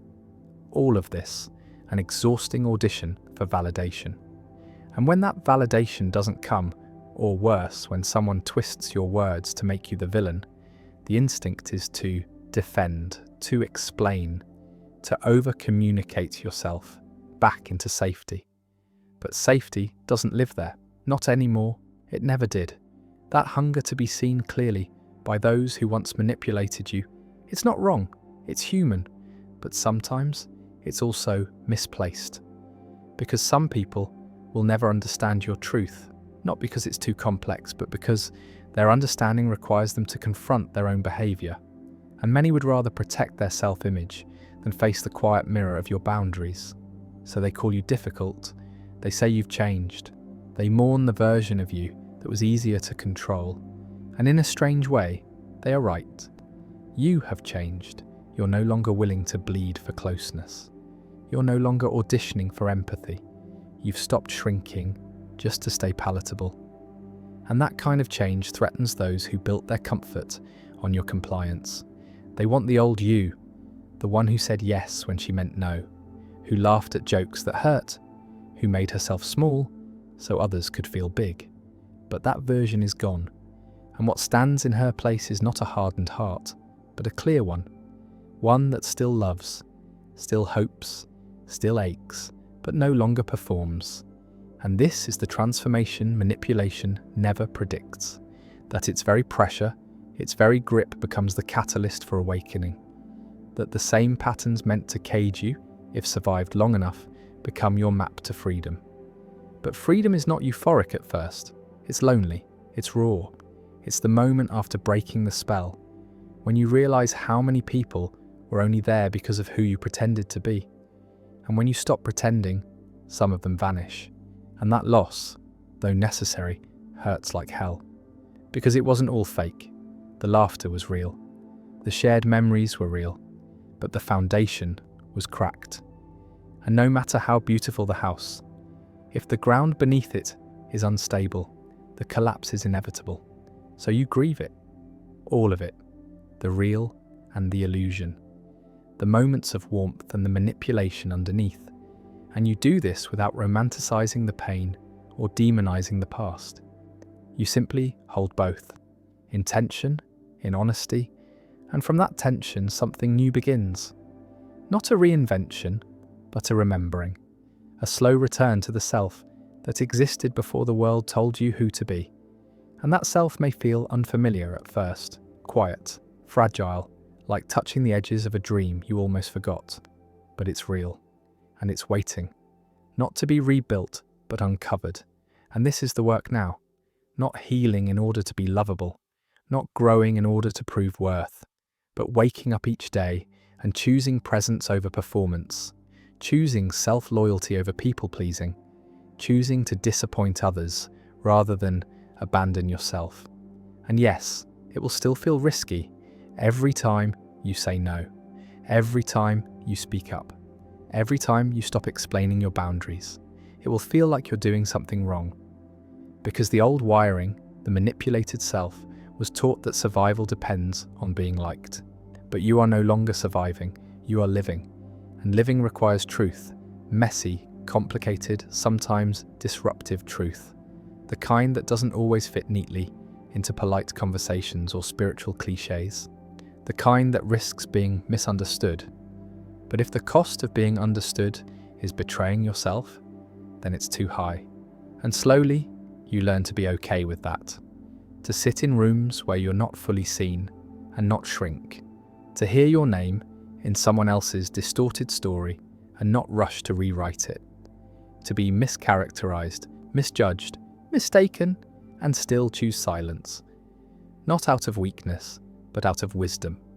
Because not every misunderstanding needs to be corrected. Not every accusation needs to be answered. Sometimes clarity must be internal. A quiet knowing, a deep breath, a steady presence. And in that presence, manipulation loses its final power. The power to pull you into reaction. Because now you respond. With discernment, with patience, with sovereignty. And that response, more than anything, is the proof that you are no longer living in the script they wrote for you. You are writing your own. Not for applause, not for permission, but because this is what freedom sounds like now.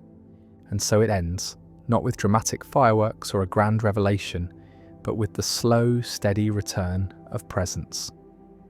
Because real healing doesn't come in a single moment of clarity. It arrives in small, ordinary decisions, the kind no one sees, the kind that don't get applause, the kind that feel like nothing, until one day you realize they've become everything. Choosing silence when manipulation tries to bait a reaction. Choosing rest when guilt tries to keep you busy. Choosing to leave the room, the relationship, the ritual that once defined your worth. These are the quiet victories. No spotlight, no validation. Just the quiet sound of the self returning home. And in that return, something curious happens. The need to label everything as manipulation begins to soften. Not because the manipulative patterns have vanished, but because you've outgrown the need to fight them. You start to see them not as personal attacks, but as patterns, as relics of wounded people using the only tools they've ever known. And while you no longer allow those tools to shape you, you also no longer carry the burden of fixing, proving, or punishing. You just see and move on. Like clouds drifting past a window. They come. You notice. They pass. This is the final release. Not forgiveness as an obligation, but indifference as liberation. Because forgiveness, at its core, is not about declaring someone worthy. It's about declaring yourself free. Free from the obsession with fairness. Free from the fantasy of closure. Free from the idea that your peace depends on their remorse. It doesn't, and never did. Your peace lives in your body now, in the way your shoulders fall when no one's watching, in the way your breath deepens when you speak your truth, in the way your feet touch the ground with certainty. That's the shift. The nervous system, once hyper-attuned to danger, now responds to reality, not memory. And that's when life begins again. Not as a performance, not as a redemption arc, but as a quiet unfolding, a series of mornings where you no longer dread who you'll become to survive the day, a series of nights where sleep returns without bargaining. And in those spaces, joy sneaks back in. Not as a distraction, but as a homecoming, a laugh that comes from the gut, a conversation with no subtext, a moment of stillness that doesn't feel like failure. And when manipulation tries to return, as it always will. You don't panic, you don't regress, you recognize, you name, you decide. And sometimes you still get pulled back. Of course you do. You're human. But now you return faster. You repair with less self-blame. You recalibrate without spiraling. Because the difference between the manipulated self and the liberated self is not perfection. It's awareness. And awareness, once developed, becomes a compass. Not to avoid pain altogether, but to navigate it with grace. And grace, more than anything, is what you owe yourself now. Grace for the years lost, for the versions of you that didn't know better, for the boundaries that were too late, too soft, too shaky. Grace for the anger you swallowed, the truths you softened, the needs you abandoned.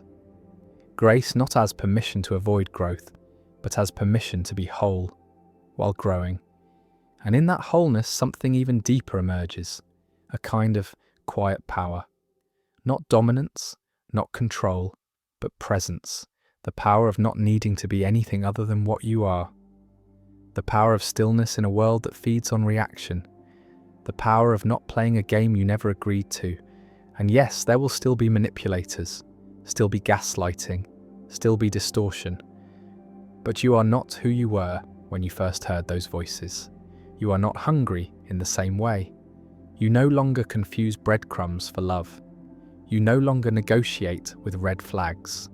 You no longer wait for permission to walk away. You walk, without noise, without drama, without explanation. And that quiet exit, that's the revolution. Because manipulation feeds on chaos, on doubt, on performance, and when you stop feeding it, it starves, slowly, inevitably. And what's left in its place is something quieter but far more lasting. Clarity. The kind that doesn't need to be shouted to be known. The kind that doesn't need agreement to be real. The kind that simply sits with you, like candlelight in a dark room, soft and sure and endlessly enough.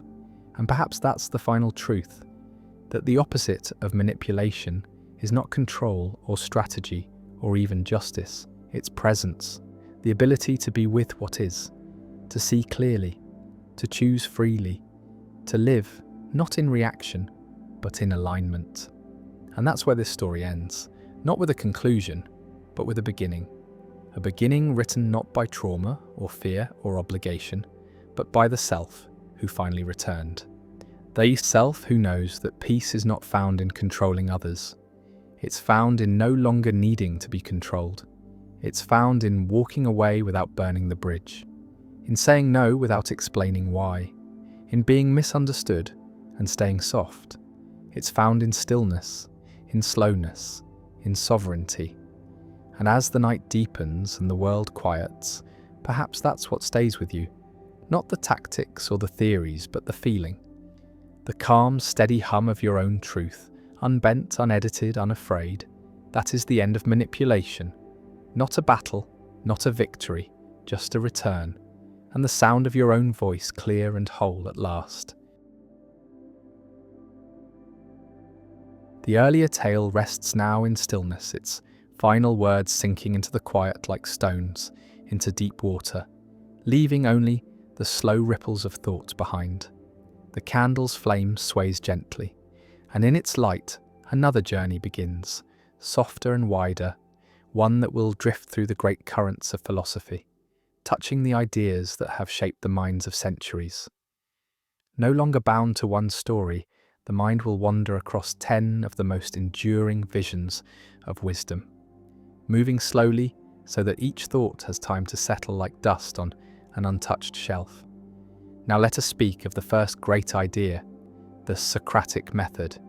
It begins not with answers but with questions, small and deliberate, placed like stones on a path to see where they lead.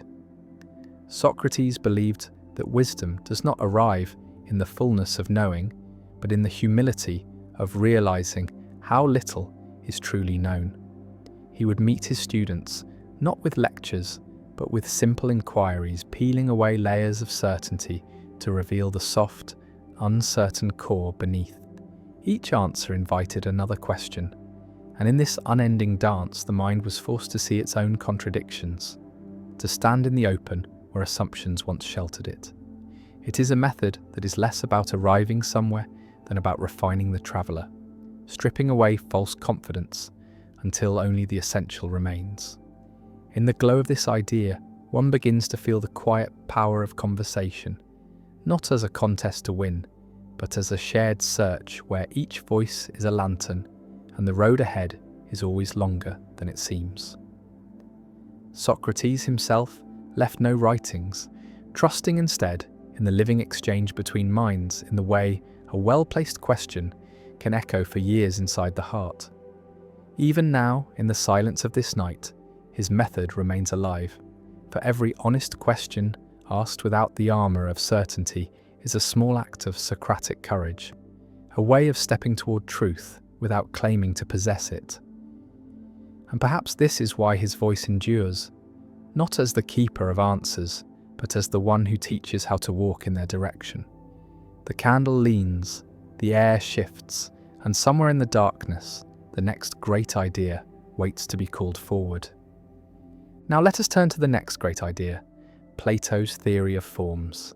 Imagine a world beyond sight, untouched by time, where every shape, every truth, every beauty exists in its most perfect state. Plato believed that the reality we see is only a shadow of that higher realm, that the table in front of us is but an echo of the perfect tableness that exists beyond change, beyond decay.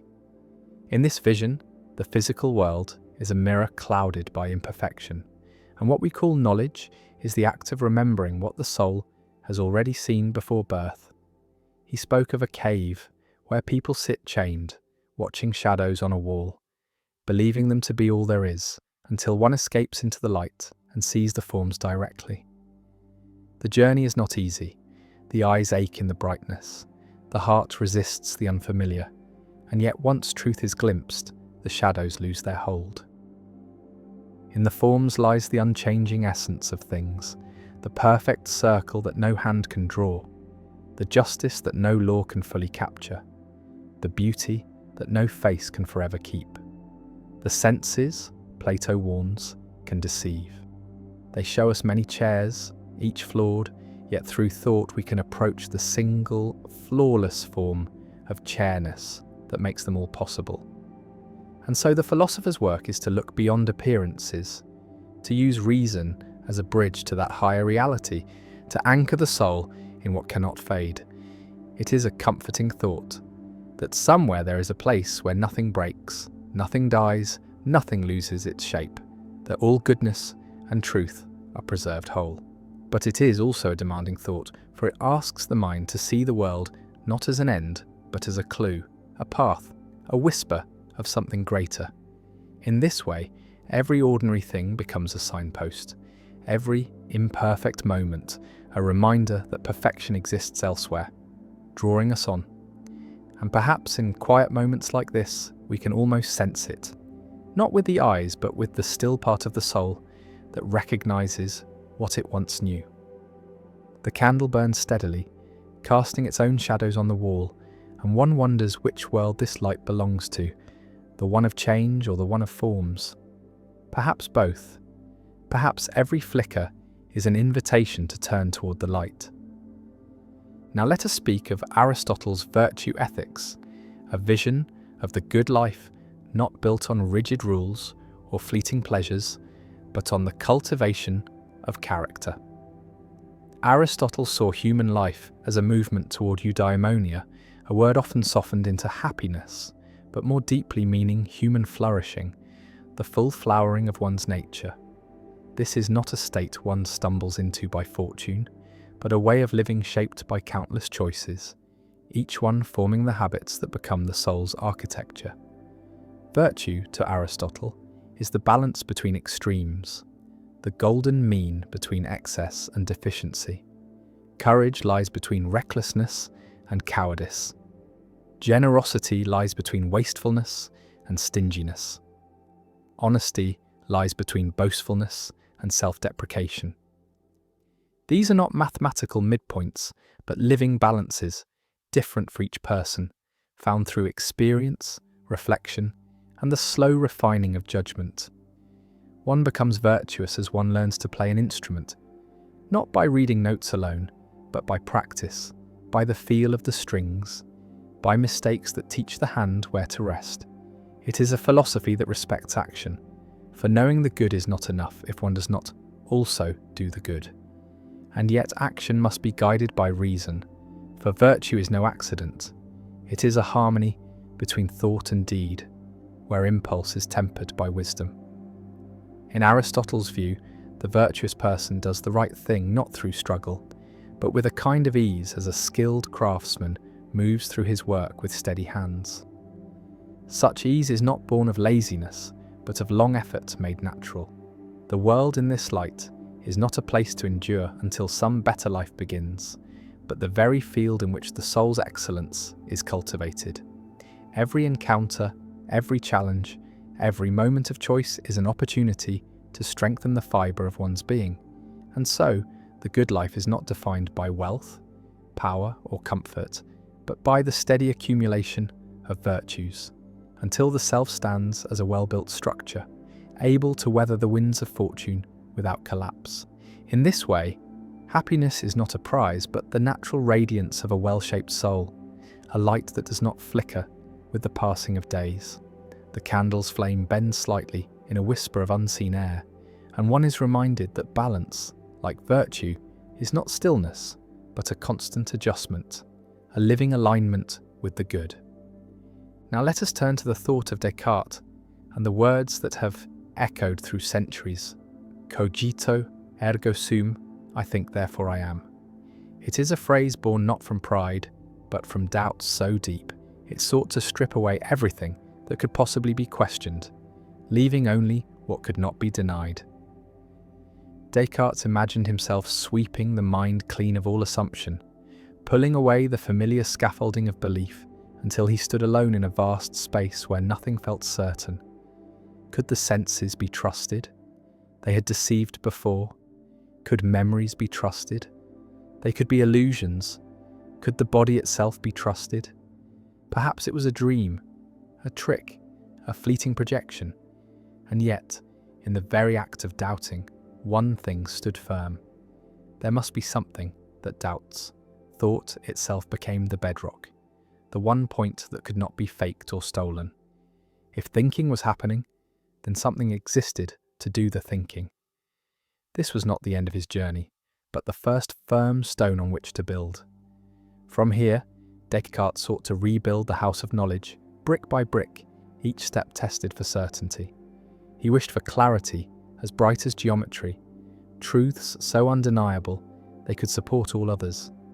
His method was deliberate, patient, as if sharpening a blade to cut away falsehood. And yet, there is something quietly human in the idea that the first certainty we can hold is the awareness of our own awareness, the strange fact that consciousness can turn inward and see itself. In the stillness of night, this feels less like a cold proof and more like a small ember glowing in the dark, a reminder that no matter how uncertain the world becomes, the flame of thought still burns. It is a solitary comfort, one that exists even when stripped of names, possessions, histories, even when all that remains is the bare knowing that we are here, now, thinking. Descartes' thought also whispers of the responsibility that comes with such certainty. If the self is known before all else, then it becomes the lens through which the world is built. A clear mind builds a clear life. A mind clouded with haste or fear builds a world that feels the same. To begin with I think is also to admit that the quality of thought matters, that the architecture of our inner world shapes the outer. The candle beside him might flicker, casting shifting shadows, but the fact of its light is undeniable. So too is the mind. Shadows may move across it, illusions may play on its surface, but the fact of its shining cannot be erased. In this way, cogito, ergo sum, is not a shout of triumph, but a steady breath in the silence, the quiet voice that remains when all other voices have been questioned away. It is the ground beneath the feet when the fog hides everything else, the one certainty from which all other certainties might grow. And perhaps, in the hours before sleep, when the body lies still and thought drifts, It is enough to hold this single truth without reaching for more, that in the act of thinking, of doubting, of wondering, there is existence, and in that existence, there is the beginning of all understanding. Now let us move to Kant's categorical imperative, a moral compass not drawn from desire or consequence, but from duty itself, pure and unbending. Kant asked what it would mean to act in such a way that one's choices could be made into universal law, binding for all in all places, at all times. He sought a morality that stood above preference, stronger than impulse, untouched by the shifting tides of personal gain. Imagine pausing before each act to ask, if everyone did this, could the world still stand? If the answer is no, the act must be set aside, however tempting, however small. This is the first face of the imperative, a rule that turns the mirror outward to humanity as a whole, asking the self to see its choices not as private shadows, but as patterns in a greater weave. The second face is equally stern, yet equally luminous. Treat every person as an end in themselves, never merely as a means. In this, Kant draws a line against using others as tools for one's own purposes, however noble the excuse. Each person is a whole world, not a rung on a ladder, and to honour that is to honour the dignity of reason itself. The beauty of this thought lies in its symmetry, one's own freedom bound only by the freedom of all others, the moral law arising not from command, but from the structure of thought that all rational beings share. In Kant's view, morality is not a gift from heaven nor a contract with society, but something woven into the very capacity to reason, a truth that would shine even in a universe empty of gods. And yet, he admits, to follow it is no easy task. Desire pulls like wind, fear presses like weight, and the clarity of the imperative can feel cold against the warmth of inclination. But for Kant, it is in that cold clarity that moral worth is found. For to act rightly when it costs nothing is no great proof of virtue, but to act rightly against one's own advantage is the mark of a will aligned with the moral law. There is a certain quiet majesty in this view, the thought that even in the smallest decision one participates in a law as vast and impartial as the night sky, each act a star in a constellation too large for one life to see whole. The candle on the desk leans lower, its flame steady despite the draught, and one is reminded that light does not ask whether it is convenient to shine, it simply fulfills its nature. In this, Kant's imperative finds its living image, a steady flame guided not by whim or reward, but by the form of its own being. Now let us drift into Nietzsche's vision of the will to power, a force he saw not as the hunger for mere control over others, but as the deep, restless impulse within all living things to grow, to expand, to overcome the boundaries of what they are. For Nietzsche, life itself was a movement toward more life, a ceaseless reaching, like roots pressing through stone, or rivers carving valleys over centuries. The will to power was not simply ambition, nor the shallow thirst for domination, but the inner current that drives the seed to become a tree, the artist to create beyond exhaustion, the thinker to break the limits of inherited truth. In his eyes, existence was not content to remain still. It surged forward in infinite forms, testing itself, reshaping itself, becoming more than it was. Even suffering could be part of this will, for struggle was not a mark of weakness, but a forge where strength was tempered. To embrace the will to power was to see life not as a series of obstacles, to endure until rest, but as a great arena in which one's being was sharpened through challenge, conflict, and creation. He warned against the life lived too safely, for in the shelter from hardship, the will could wither, becoming timid and pale.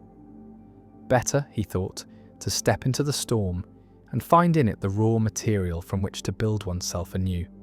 It was this idea that fed his vision of the Übermensch, the one who creates their own values, standing beyond the dictates of the herd, shaping a self as an artist shapes stone, not with submission, but with the courage to carve. Such a life was not without cost. It demanded the abandonment of illusions that comfort but weaken, the acceptance that meaning is not given but made. Yet in this creation, the will to power finds its highest form, not in ruling over others, but in ruling over the self, in mastering the chaos within and turning it toward a work of art that is one's own existence.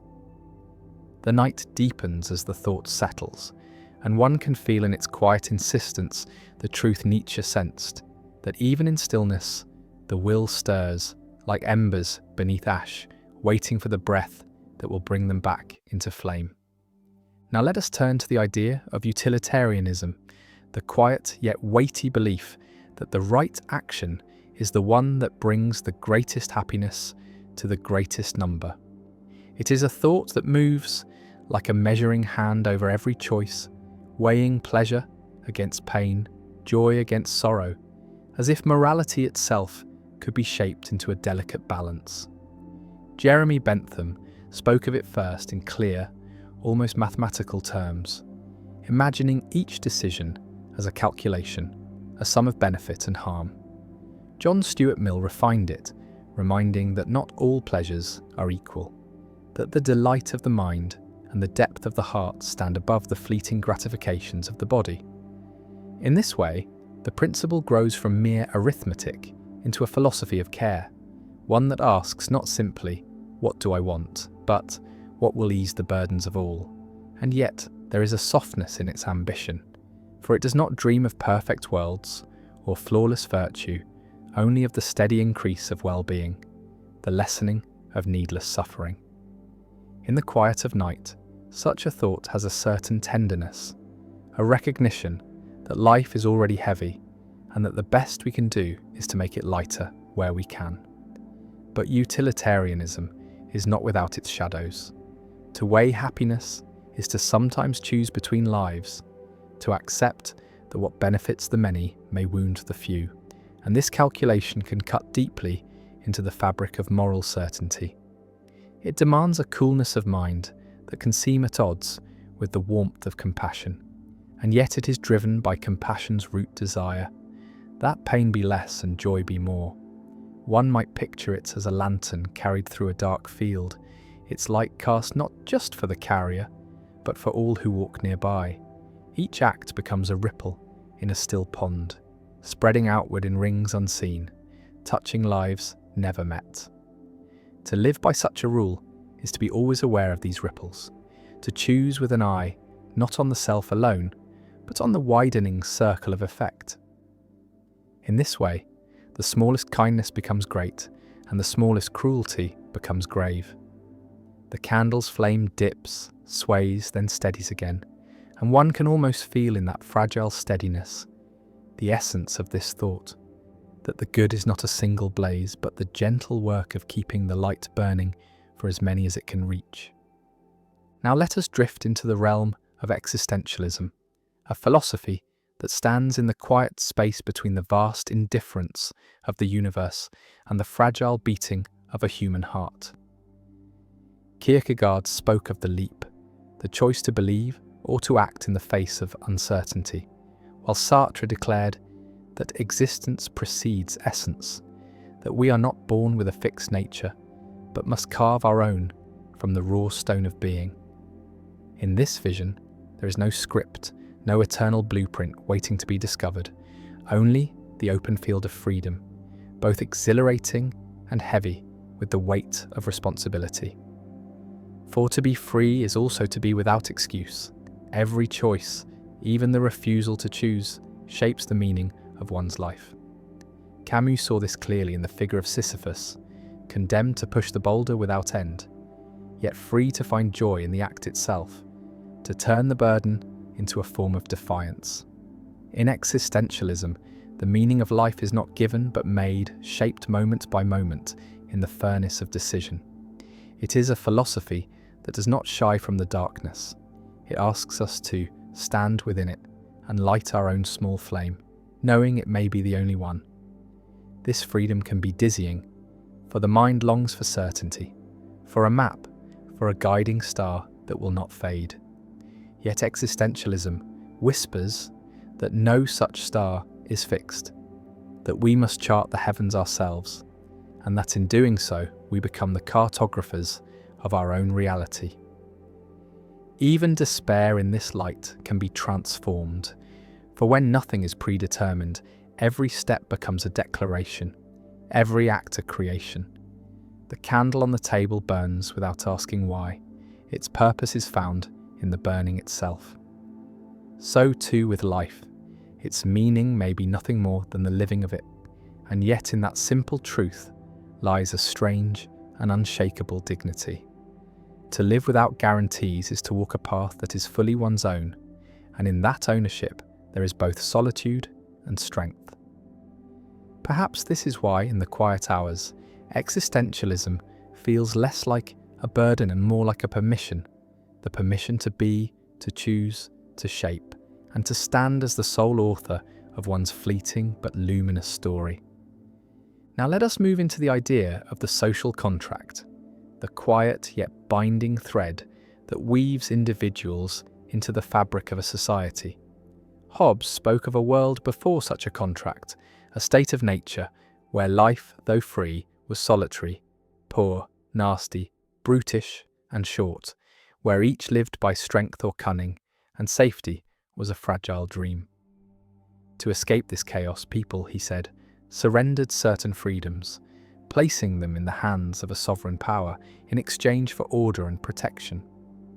Locke's vision was gentler, imagining the contract as a guardian of life, liberty, and property, with the right to replace rulers who broke its trust. Rousseau heard another note entirely, speaking of the general will, the shared interest that rises above individual desires, the possibility of a collective self that acts not to oppress but to free. In each telling, the contract is not a paper in a drawer, but a living agreement, renewed in every act of cooperation, every law obeyed or challenged, every moment where self-interest bends toward the common good. It is unseen yet everywhere, shaping the streets we walk, the words we speak, the trust with which we open our doors at night.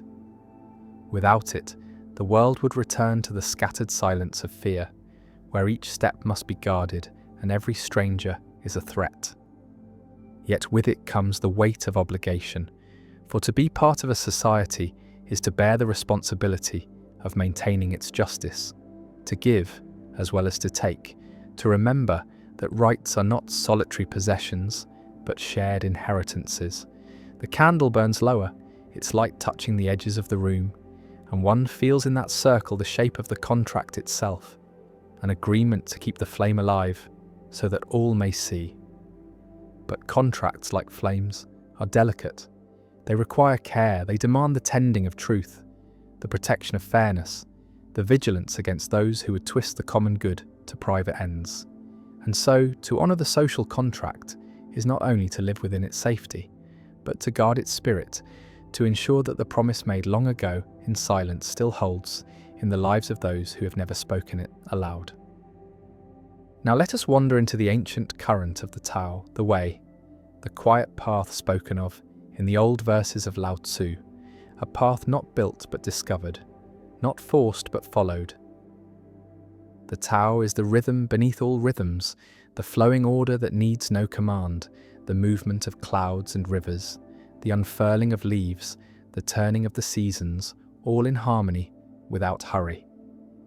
To walk with the Tao is to let go of the restless urge to control, to see that the world shapes itself without the heavy hand of constant interference. The sages called this Wu Wei, effortless action. Not idleness, but the art of doing in a way that does not fight the current. It is the tree bending in the wind rather than breaking, the stream finding its way, a round stone without force. The Tao is not a destination, but the living present. Not a doctrine, but the quiet awareness that each moment holds its own completeness.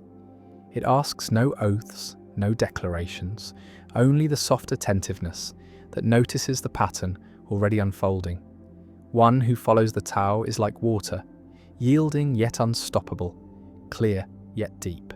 seeking the low places others avoid, nourishing without demanding. This way of being does not deny desire, but it does not cling to it. It does not refuse action, but it does not wrestle with it. In this light, ambition is not abandoned, but transformed, becoming less about climbing and more about flowing, less about conquest and more about harmony. The candle flickers with a small shift in the air, its flames swaying but not going out. A small lesson in the Tao itself: movement without loss, change without destruction. To understand the Tao is to see that control is an illusion, that the greatest strength often lies in yielding, that the world's deepest wisdom moves quietly, without announcement, shaping mountains and lives alike in its patient course. And so the way is always here, as near as the breath, as silent as the stars, waiting only for the stillness in which it can be heard. Now let us drift into David Hume's quiet yet unsettling thought, the problem of induction, a gentle unthreading of the trust we place in the patterns of the world. From childhood, we are taught to expect that the sun will rise tomorrow because it rose today, that bread will nourish because it always has, that dropped stones will fall because they always do. But Hume asked, how can we truly know this? We have seen these patterns repeat, yes, but repetition is not proof. We believe the future will mirror the past, not because of reason, but because of habit, a habit so deep it feels like certainty. We watch cause and effect as though they are bound together by necessity, yet what we actually see is only one thing following another, again and again, until the mind weaves its own invisible thread between them. We never witness the binding itself, only the sequence, only the rhythm. In this way, our confidence in tomorrow rests on an assumption we cannot prove, and yet cannot live without. Hume did not mean to strip the world of trust, but to show that our trust is a creature of the mind, not the logic of the universe. This thought can feel like standing at the edge of a vast plain at night, knowing the path forward is only lit by the small lantern of memory, and the rest is darkness we simply step into, believing the ground will still be there. The beauty of Hume's insight lies in its humility, for it reminds us that knowledge is not as solid as we wish it to be, that certainty is a quiet agreement between experience and expectation. Even the candle beside us burns with the same illusion. We expect it will keep burning in the next moment, but this is only because it has burned in the last. Perhaps it will, perhaps it won't, but our life moves forward as though it must. In this space between proof and habit, between knowledge and trust, Hume leaves us not with despair, but with the awareness that the mind's faith in the future is one of its most fragile and necessary acts. Now let us wander into the old and tempting vision of hedonism, the belief that pleasure is the highest good, that the measure of a life is found in the fullness of its delights. To the ancient Greeks, it was not a call to endless indulgence, but a search for the truest forms of happiness, the kind that endure rather than vanish in the aftertaste of excess. Epicurus spoke of it as the art of seeking pleasure wisely, of choosing those joys that do not bring pain in their shadow, of cultivating the simple satisfactions that need no wealth or conquest to sustain them. For him, bread and water could be a feast if taken with peace of mind, and friendship, quiet and deep, was a treasure greater than gold. In this light, pleasure was not the frantic grasping at sensation, but the gentle shaping of life, to avoid unnecessary suffering, to find contentment in what is near at hand. Yet hedonism holds a mirror to a truth many resist. That pain is the weight we seek to set down, and joy is the lightness we seek to carry. To follow this path is to learn the difference between what pleases in the moment and what nourishes across time, to see that the richest pleasures are often the softest ones, like the warmth of the sun on closed eyelids or the sound of rain against a window. But there is danger here too, for the pursuit of pleasure can so easily drift into a hunger that is never sated, a chasing of peaks that leaves one hollow between them. This is why the wiser hedonists speak of balance, of knowing when to stop, of savouring rather than consuming. The candle burns with a steady glow, giving its light freely but within the limits of its wax. It does not seek to burn faster, for that would be to end itself. So too with pleasure. When it is taken in measure, it sustains. When taken in greed, it destroys. Hedonism, at its truest, is the art of knowing the difference. Now let us move into the deep and endless question of determinism and free will, the tension between the chains of cause and the dream of choice. Determinism whispers that every action, every thought, every breath is the inevitable result of all that came before, that the universe is a vast, unbroken chain stretching backward to the first movement and forward to the last, each link forged by the one before it. In this view, the moment of decision is not a birth but an unfolding, like a seed opening because it must, like the tide rising because it is pulled. If the mind is shaped by genes, by upbringing, by the precise arrangement of atoms and events, then perhaps even the belief in freedom is simply another link in the chain. And yet, against this, the feeling of choice rises like a stubborn flame. The sense of standing at a crossroads, of being able to step left or right, to speak or remain silent, to act or to refrain. Free will insists that within the machinery there is a space, however small, where the self can push against the weight of what has been and make something new. Some see the two not as enemies but as different lights on the same river, that perhaps the current is fixed, yet the way one moves within it is one's own, that freedom may lie not in altering the flow, but in choosing how to meet it. Others suggest that even if all is determined, the experience of choosing is real enough to live by, for a life lived as if one is free is shaped differently than one lived in resignation. The candle on the table burns because the match was struck. The match was struck because the hand moved. The hand moved because of thoughts. The thoughts arose because of other moments, each leading to this small circle of light. Whether this flame was inevitable from the birth of the stars or lit by a free and sudden act may never be known. Perhaps it is in the mystery between these two that human life unfolds, a dance of necessity and possibility, where even if the steps are written, the dancer still moves with grace. Now let us step into the quiet puzzle of the ship of Theseus, an ancient question that drifts between the harbours of identity and change. The story is simple. A ship preserved in honour of a hero is kept seaworthy for centuries by replacing its parts as they decay. First a plank, then a mast, then the sails, until every single piece is new. And so the question arises, when all the original parts are gone, is it still the same ship? At first it feels like a trick of language, but the longer one lingers, the deeper it pulls. For if the ship is not the same, then at what moment did it cease to be itself? Was it when the first plank was replaced, or the last? And if it is the same, then what makes it so? The form, the function, the name, or something else entirely?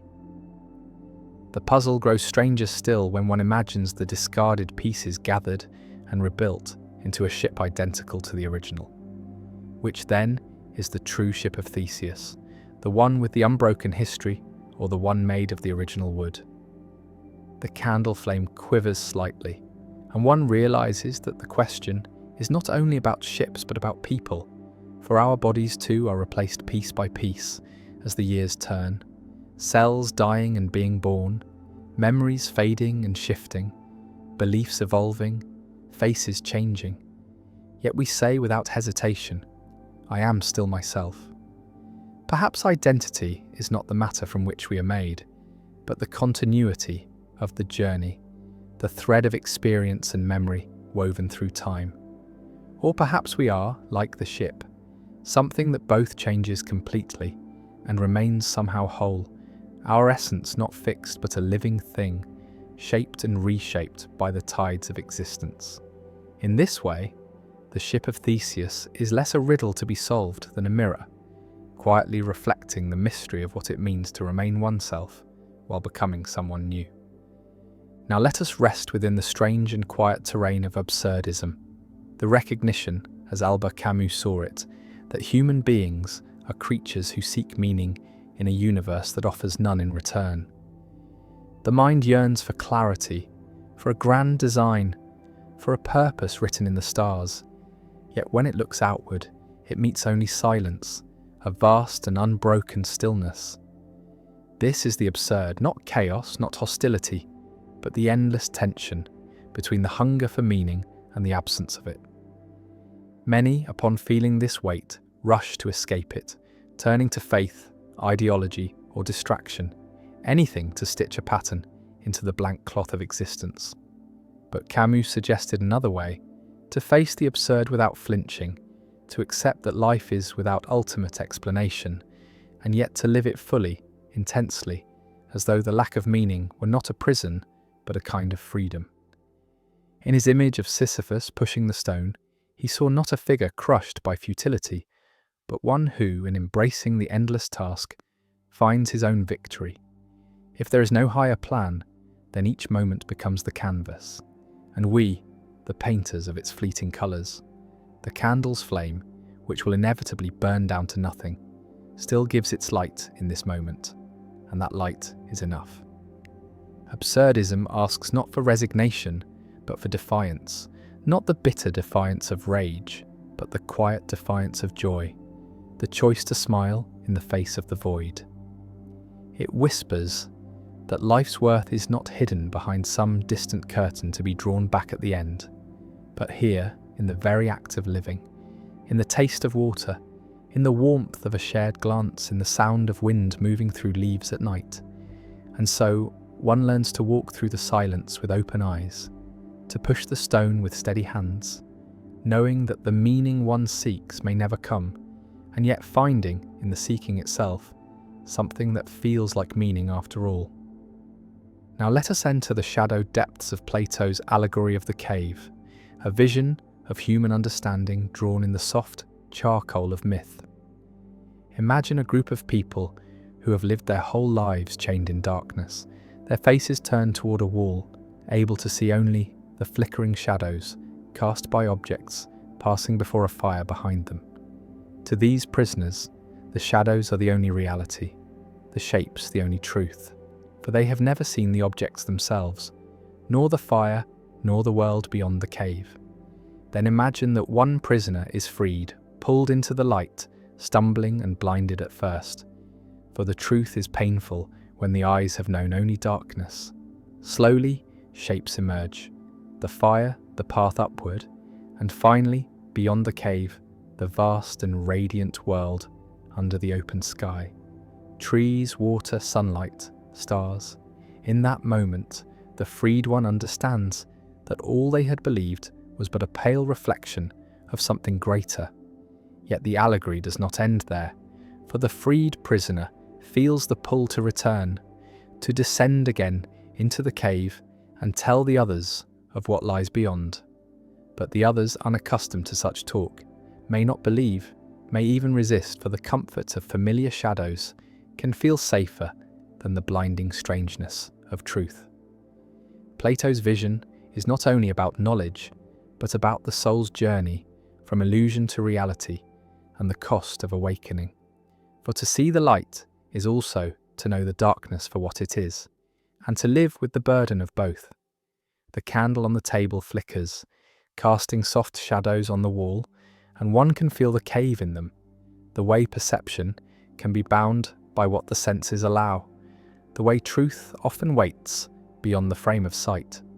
The allegory whispers that each life is a kind of cave, and that to seek wisdom is to climb toward the light, even if the ascent is slow, even if the sun's brightness brings tears, even if the ones left below cannot follow. Now let us move into the still centre of Aristotle's golden mean, the gentle balance he saw as the heart of virtue, the narrow path between the cliffs of excess and deficiency. For Aristotle, every virtue is a midpoint, not an exact line drawn in stone, but a living balance that shifts with circumstance and person. Courage lies between cowardice and recklessness, generosity between miserliness and waste, humility between arrogance and self-abasement. It is not the avoidance of extremes for their own sake, but the seeking of the place where equality is at its most fitting, most human, most whole. This balance is not static, for life moves, and with it the measure of the mean. What is courage in one moment may be recklessness in another. What is restraint today may be cowardice tomorrow. The golden mean asks for a constant listening, a steady attunement to the harmony of the situation, as a musician adjusts each note to the flow of the music. In this way, virtue becomes less a rigid rule and more a craft, something shaped with patience and care, a skill honed in the quiet decisions that fill the days. Yet to live in balance is not to live without passion. Aristotle did not call for the dull flattening of all feeling, but for the full flowering of what is good in its right place and measure. The candle burns at such a mean, too small a flame, and it will fade into darkness, too large, and it will consume itself. But here it glows steadily, giving light and warmth without waste. The golden mean is a reminder that wisdom often lives, not in the loud gesture or the final extreme, but in the quiet middle, where the forces of life meet and steady each other. And so, to walk in virtue is to walk that narrow yet shifting road, feeling the weight of each step, listening for the place where one stands in harmony with both the self and the world. Now let us drift into the quiet logic of the principle of sufficient reason, the thought that nothing exists without a reason why it is so and not otherwise. Leibniz shaped it into a guiding light for the mind, a soft but unyielding demand that every fact, every event, every shadow and star carries within it the thread of its own explanation. To accept this principle is to believe that the world is not scattered chaos, but an ordered tapestry, each stitch bound to the next by the necessity, of course, the inevitability of reason. Yet this is not only a law for the scientist or the philosopher, it is the silent pull that makes a child ask why again and again, the impulse to peer behind the curtain of the obvious, to lift the stone and see what lives beneath. It whispers that no leaf falls without a cause, no thought rises in the mind without its roots, no flame burns without the marriage of air and spark. The candle before us is here because the wax was shaped, the wick was set, the match was struck. The air allowed it to live, each step a reason, each reason part of a longer chain that winds back beyond sight. But the principle carries its own shadows, for if everything must have a reason, then what reason is there for the whole of existence itself? What stands at the end of the chain, giving reason to all, yet needing none? Leibniz answered with the idea of a necessary being, something whose reason for existing lies in its own nature, something that simply is. Others see in this the limits of reason itself, a place where the mind meets the horizon and can go no further. Still, the principle remains a lantern in the dark, guiding thought through the tangled forest of causes, reminding us that to understand is to search for the thread that binds each moment to another, even if in the end that thread disappears into the silence from which all things come. Now let us sink into the shadowed waters of nihilism, the unsettling recognition that life may hold no inherent meaning, no ultimate purpose written into its fabric. The word carries the chill of emptiness, yet its roots lie not in the desire to destroy, but in the willingness to strip away illusions, to stand before the world without the shelter of comforting fictions. Nietzsche spoke of it as both a danger and a beginning. For when the old beliefs crumble, when the foundations that once seemed eternal turn to dust, a vast space opens. Some see in that space only despair, a void into which all values collapse, a darkness in which the self drifts without anchor. Yet others find in it a strange liberation, the freedom to shape meaning rather than receive it, to become the author rather than the subject of life's story. Nihilism does not erase the sun or silence the wind. It changes only the frame in which they're seen. The candle's flame still burns, though it owes its light to nothing beyond itself. And in that self-contained glow, there is a quiet beauty. To live without inherent meaning is not to live without value. It is to understand that value is made, not found, woven from choice, from love, from the small acts of creation that give colour to the days. The danger comes when the void is mistaken for an end rather than a beginning, when the absence of given purpose is read as the absence of all purpose.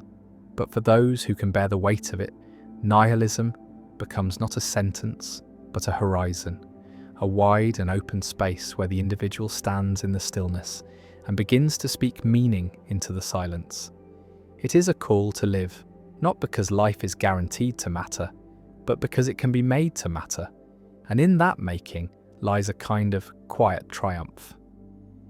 Now let us step into the looping corridor of Nietzsche's eternal recurrence, the thought experiment that bends time into a circle and asks the soul to dwell within it.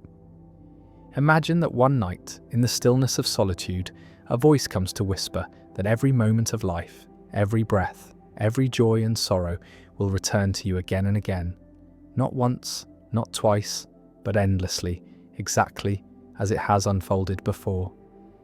Each gesture repeated, each word spoken again, each glance, each mistake, each triumph, forever. At first, the thought may feel like a weight, an unbearable burden, the idea that even the smallest pains will be lived not only once but countless times. Yet Nietzsche posed it not as a curse but as a test, a mirror held to the heart to ask, if this were true, could one embrace it? Could one say yes to the totality of existence, to the light and the shadow, the sweetness and the bitterness, as if they were inseparable notes in the same music? To live as though the eternal recurrence were real is to live without reservation, to choose each act as if it were to echo across eternity, to stand before life and affirm it wholly without wishing a single moment away. The candle before us burns with this same silent repetition. Each flicker is both new and the same, a dance of light that will appear and vanish in countless forms, yet always aflame. The idea does not demand belief in a literal cycle. It asks instead whether one can meet life with such depth of acceptance that even if all returned forever, nothing in it would be denied. It is a call to live so completely that time itself, in its endless turning, would become not a prison, but a celebration, a circle one would step into again and again, not in resignation, but in joy.